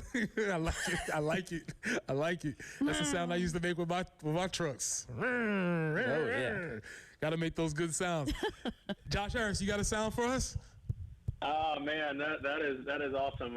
We're gonna hear some good sounds in about 3 weeks riding around Darlington Racing. There you go. Way to pull it all together. Solid. Well, I'm gonna let y'all too. I have a pick. I have a question because I'm doing some research and I found an outlier and I don't know if I'm brave enough to do it, but I'm gonna let y'all take off with this. So Jen, welcome to the show, Josh. Jen, take it away. Yeah, I guess just following up with some of the racing in Iowa this past weekend. What were your thoughts? I mean, we're only a couple of years in, but I thought that there was certainly some potential, and what a great win for Ty Gibbs to get that, a second win of the season. So kind of where are you on an overview of the weekend in the corn country? Yeah, well, I actually went up to the race this weekend. So I traveled up to Iowa for the first time, got to see a new track, and first of all, I'll just say it's a great experience up there, easy to get to, about 40 minutes outside of Des Moines, right down the interstate. They did a nice job just building the infrastructure, getting in and out of that track. Great crowds all weekend, sell out on Sunday again for the third year. So kudos to the race fans for showing up. It's a track that, just a couple of years ago, we wasn't even, I think, on the radar for Cup Series. And now 3 years in, doing great. They're going to have a full repave taking place before next year. But I thought it was some good racing all throughout the weekend. Cup race, you had a guy like Ryan Blaney set the pole and get out there and lead all in the first stage. I thought Jen was on her way to a win. Me too. And then here come the Toyotas as normal. So it's a good battles there throughout. Denny Hamlin, again, I think showed why he's probably the leading contender for the championship this year with brake issues, but battled to a top 5 finish. And then it came down to Christopher Bell and Ty Gibbs, and I picked Bell, and I thought finally he's going to break through, and then Gibbs makes this pit strategy call to take 2 tires, gets out ahead of him, and Christopher never could quite get around him. He could get to him, but he couldn't get around him. But I thought overall it was a good race. It's a 7/8 of a mile, so it's considered a short track in our world. And then we're going to another one this weekend in Richmond that's 3/4 of a mile. But in talking to Connor Zilic last week, he said even though they're similar distances, they're nothing alike. So I'm curious to see how things, with the same cars that ran well last week, how they do this week at Richmond. Absolutely. And looking at, you had your top 6 finishing at Iowa, all JGR cars, and all Toyota all the time. And it just seems like right now, is it the team? Is it the manufacturer? Like, what is it that just has them so completely dialed in right now? And you've got them, or as far as, championship standings, just to be excelling in that respect. Like, is there any stopping them? Does Hendrick have any shot of, really being competitive in this offseason? Are they sandbagging? Like, it's crazy how dominant Toyota has been. Yeah, I mean, I don't think there's anybody sandbagging. I'm sure. I don't think that would be a good strategy. No, it would not. To the chase, but hey, I mean, you got to give them credit. They've certainly found something, and it's we've seen this at times throughout NASCAR where a manufacturer or an organization will hit on something that the other teams just haven't caught up to yet, and then you take it's a combination of the car, something they found, or some way to maximize the horsepower in those engines, something with the setup, and then they obviously have 4 very, very talented drivers to go along with it. So I think right now it's just the combination, and it's starting to seem like it's a little more JGR than it is everyone in Toyota. True. Legacy and 2311 have not been running quite as strong as the last month compared to JGR. Poor Reddick. Poor Reddick, man. He just continues to have unfortunate circumstances, can't get the finishes that he was getting in the first third of the season. But maybe he's getting them all out of the way before we hit those final 10 races, and we'll see how that unfolds. So the Southern 500 just a few weeks away. Let us know kind of what's going on and, ticket availability and all of that. Yeah, it's right around the corner. It's exciting. The property's starting to come alive, getting a lot of painting done, a lot of things to make the place look good and welcome race fans from all over the world. And I think, for the competition on the track, we're looking forward to what we typically get at Darlington, which is, compelling racing, tire strategy. Every time the opportunity exists for these guys to come pit, they're going to be coming and searching for fresh rubber. But we're excited to kick off the chase again. It's back to final 10 races. I think, and when you look at it, there's some storylines there around who's going to make it into the chase over the next 3 weeks, coming down to Daytona the week before us. And things are looking good, but tickets are still available. I would love to have packed crowd. We don't have any conflicts with football this go around, so get your college football fix in over the weekend. Come to Darlington on Sunday. It's a 5 o'clock start, so we can get you home. You got a holiday on Monday, so it's a great recipe to come check out NASCAR. We were with Chris Buescher yesterday, and down in the Charleston area. We had Connor Zilich in Columbia last week with us. So all these things mean it's starting to ramp up and get here in about 3 weeks. And so where can people still go to get tickets and camping information and everything? Yeah, so the easiest way is go to darlingtonraceway.com. All the information there for the fall or Labor Day weekend is right there on the homepage, ticket options, availability. Or if you need to talk to somebody and want to order your tickets over the phone, we've got agents standing by at 866-459-RACE. Awesome. Fantastic. Well, we are moving on to Richmond before we ever get to Darlington. And the point standings as of right now, we are sitting with Mr. Josh in the lead at 113. Preston's right on his heels at 112. Elijah at 110. Reggie, 109. And I am sitting at 106. And what were you saying about that, Preston, that the plan might be coming together? It might be coming together. It might be working. Not that there's a plan because we're all, everybody's listening. But if there was any conspiracies happening, it might be working. I'm with you. We're hopeful that, again, Reggie, and we say this because Reggie has won multiple years in this contest. And it's like one of us needs to emerge to be victorious. We need our name on the trophy, so we're really working hard for that. So I guess all that to say, we'll make our picks, and sadly, I'm picking first because I'm in last. And honestly, there's a guy that's been kind of sneaky good on short tracks this year. I'm going to try Joey Logano for the win. Okay, all right.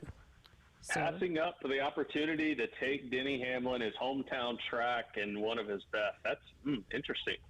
You know what? I just don't feel like Hamlin's going to have it. And, I've had people say, oh, Austin Dillon, he's won the last 2 races here. Do you go him?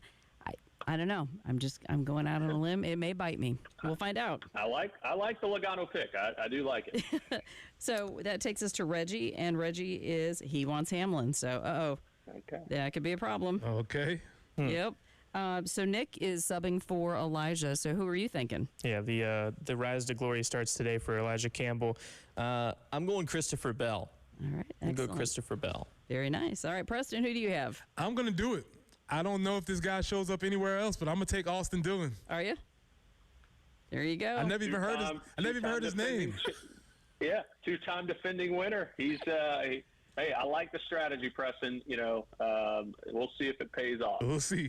Absolutely. All right, Josh, so that puts us to you. Who are you thinking is going to come away victorious? Well, since he's out there, I'm going to have to go with my man, Ryan Blaney, see if he can pull it together. Like you said, they've been good on short tracks as well this year, so give me Ryan. Very good. All right. What are you thinking right now, Mr. Preston? What do you think about, we got some winners in here? Well, Josh, we appreciate you joining us. We'll be seeing you here in a couple of weeks. Josh is a winner. Hopefully Austin Dillon's a winner, and we'll give our winners for the shows up next. Appreciate you. We'll be in touch. There is no catch. Times are tough, and we're here just trying to help you get folks in the door of your business. This is a Westwood One Sports Minute. An end of an era in the NBA, as longtime superstar Russell Westbrook has officially announced his retirement from professional basketball. The former MVP and all-time triple-double king is hanging up his skirts after an illustrious 18-season career, leaving behind an unmatched legacy of intensity, explosive athleticism, and a historic resume. I'm Drake Toll.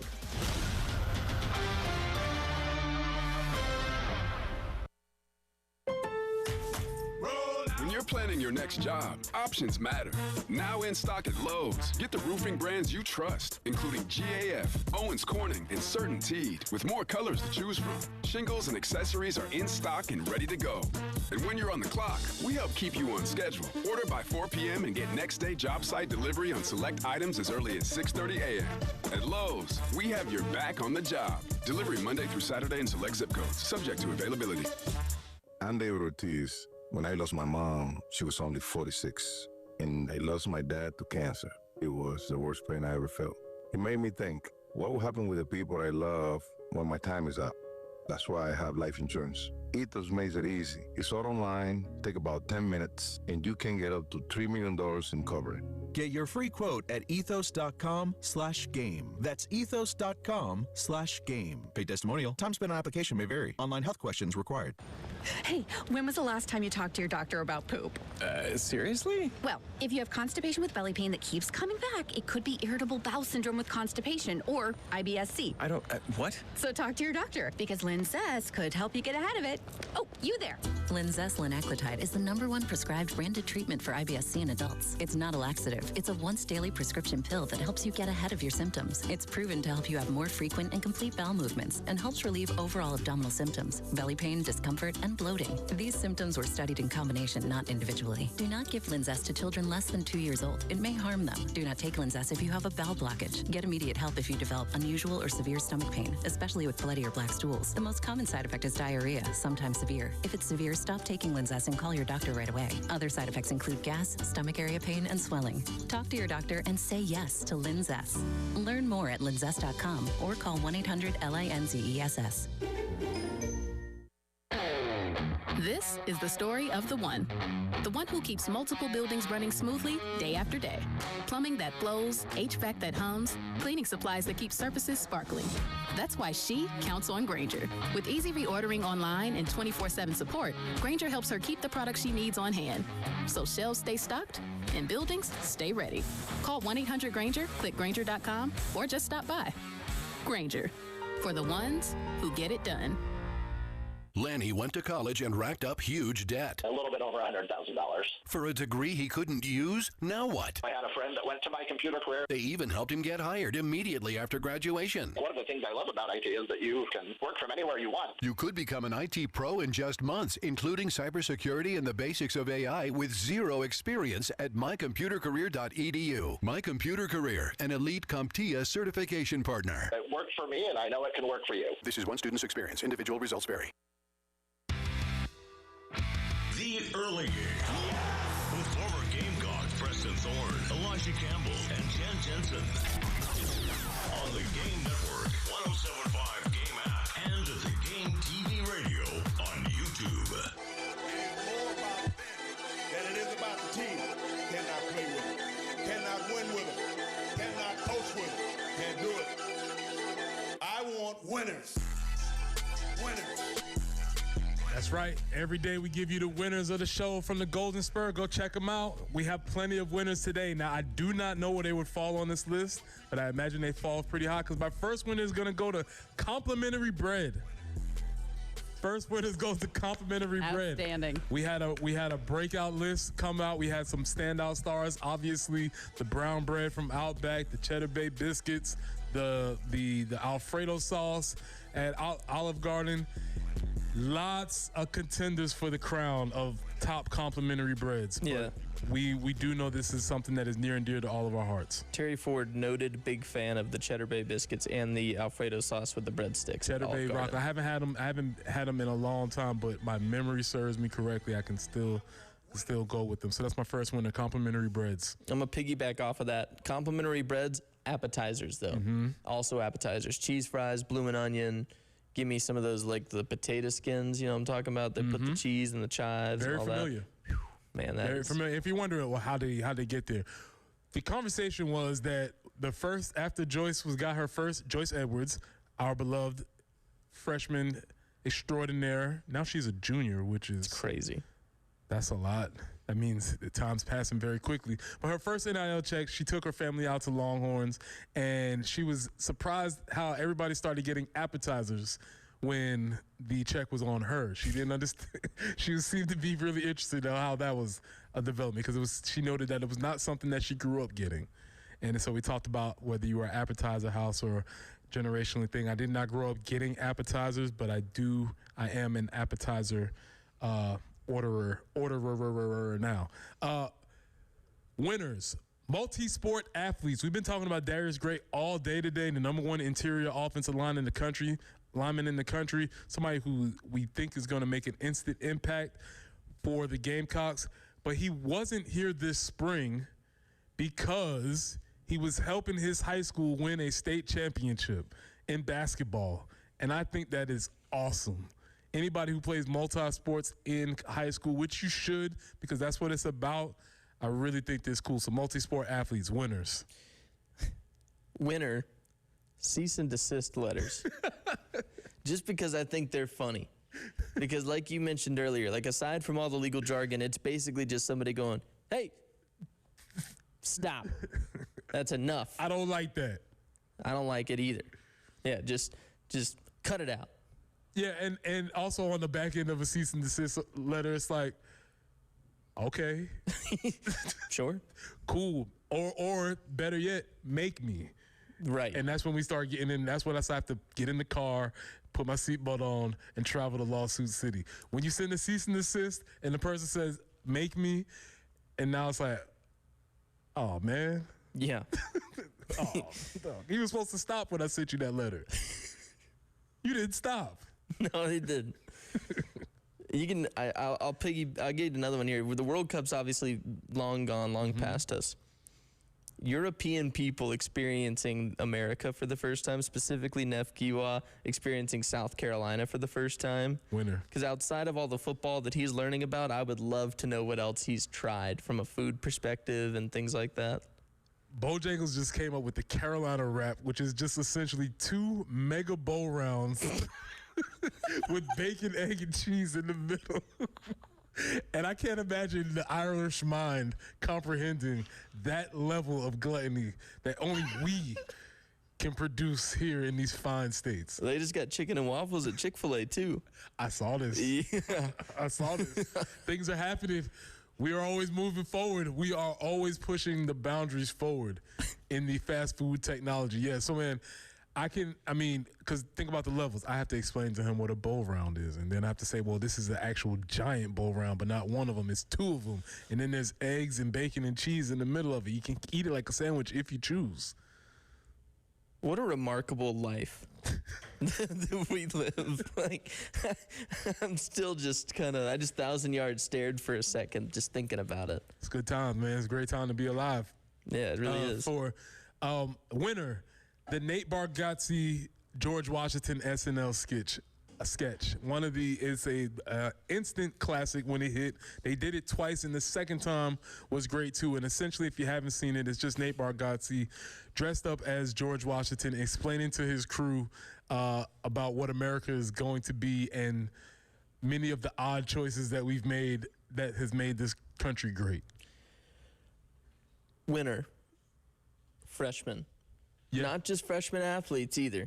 Mm-hmm. If you're coming into college, if you're driving into Columbia because move-ins happening, classes are starting soon. Correct. Enjoy it. These are the best years of your life. It's true. You're not going to realize it until it's gone. I can promise you that. Enjoy it. Being a freshman is a fun experience. Whatever you're stressed out about as a freshman, it's not real. It's not that deep. It is going to be okay. Trust me. And everybody else, everybody you see, all those upperclassmen, all those people who look so cool, they were once dorky freshmen too. Yep. So you will get through it. You'll be fine. That's a great winner. Hump Day, we made it. Tomorrow's Friday. I don't know what's going to happen tomorrow. We might be a little loopy. This is the early game. Broadcasting live from the Herndon Chevrolet studio. Herndon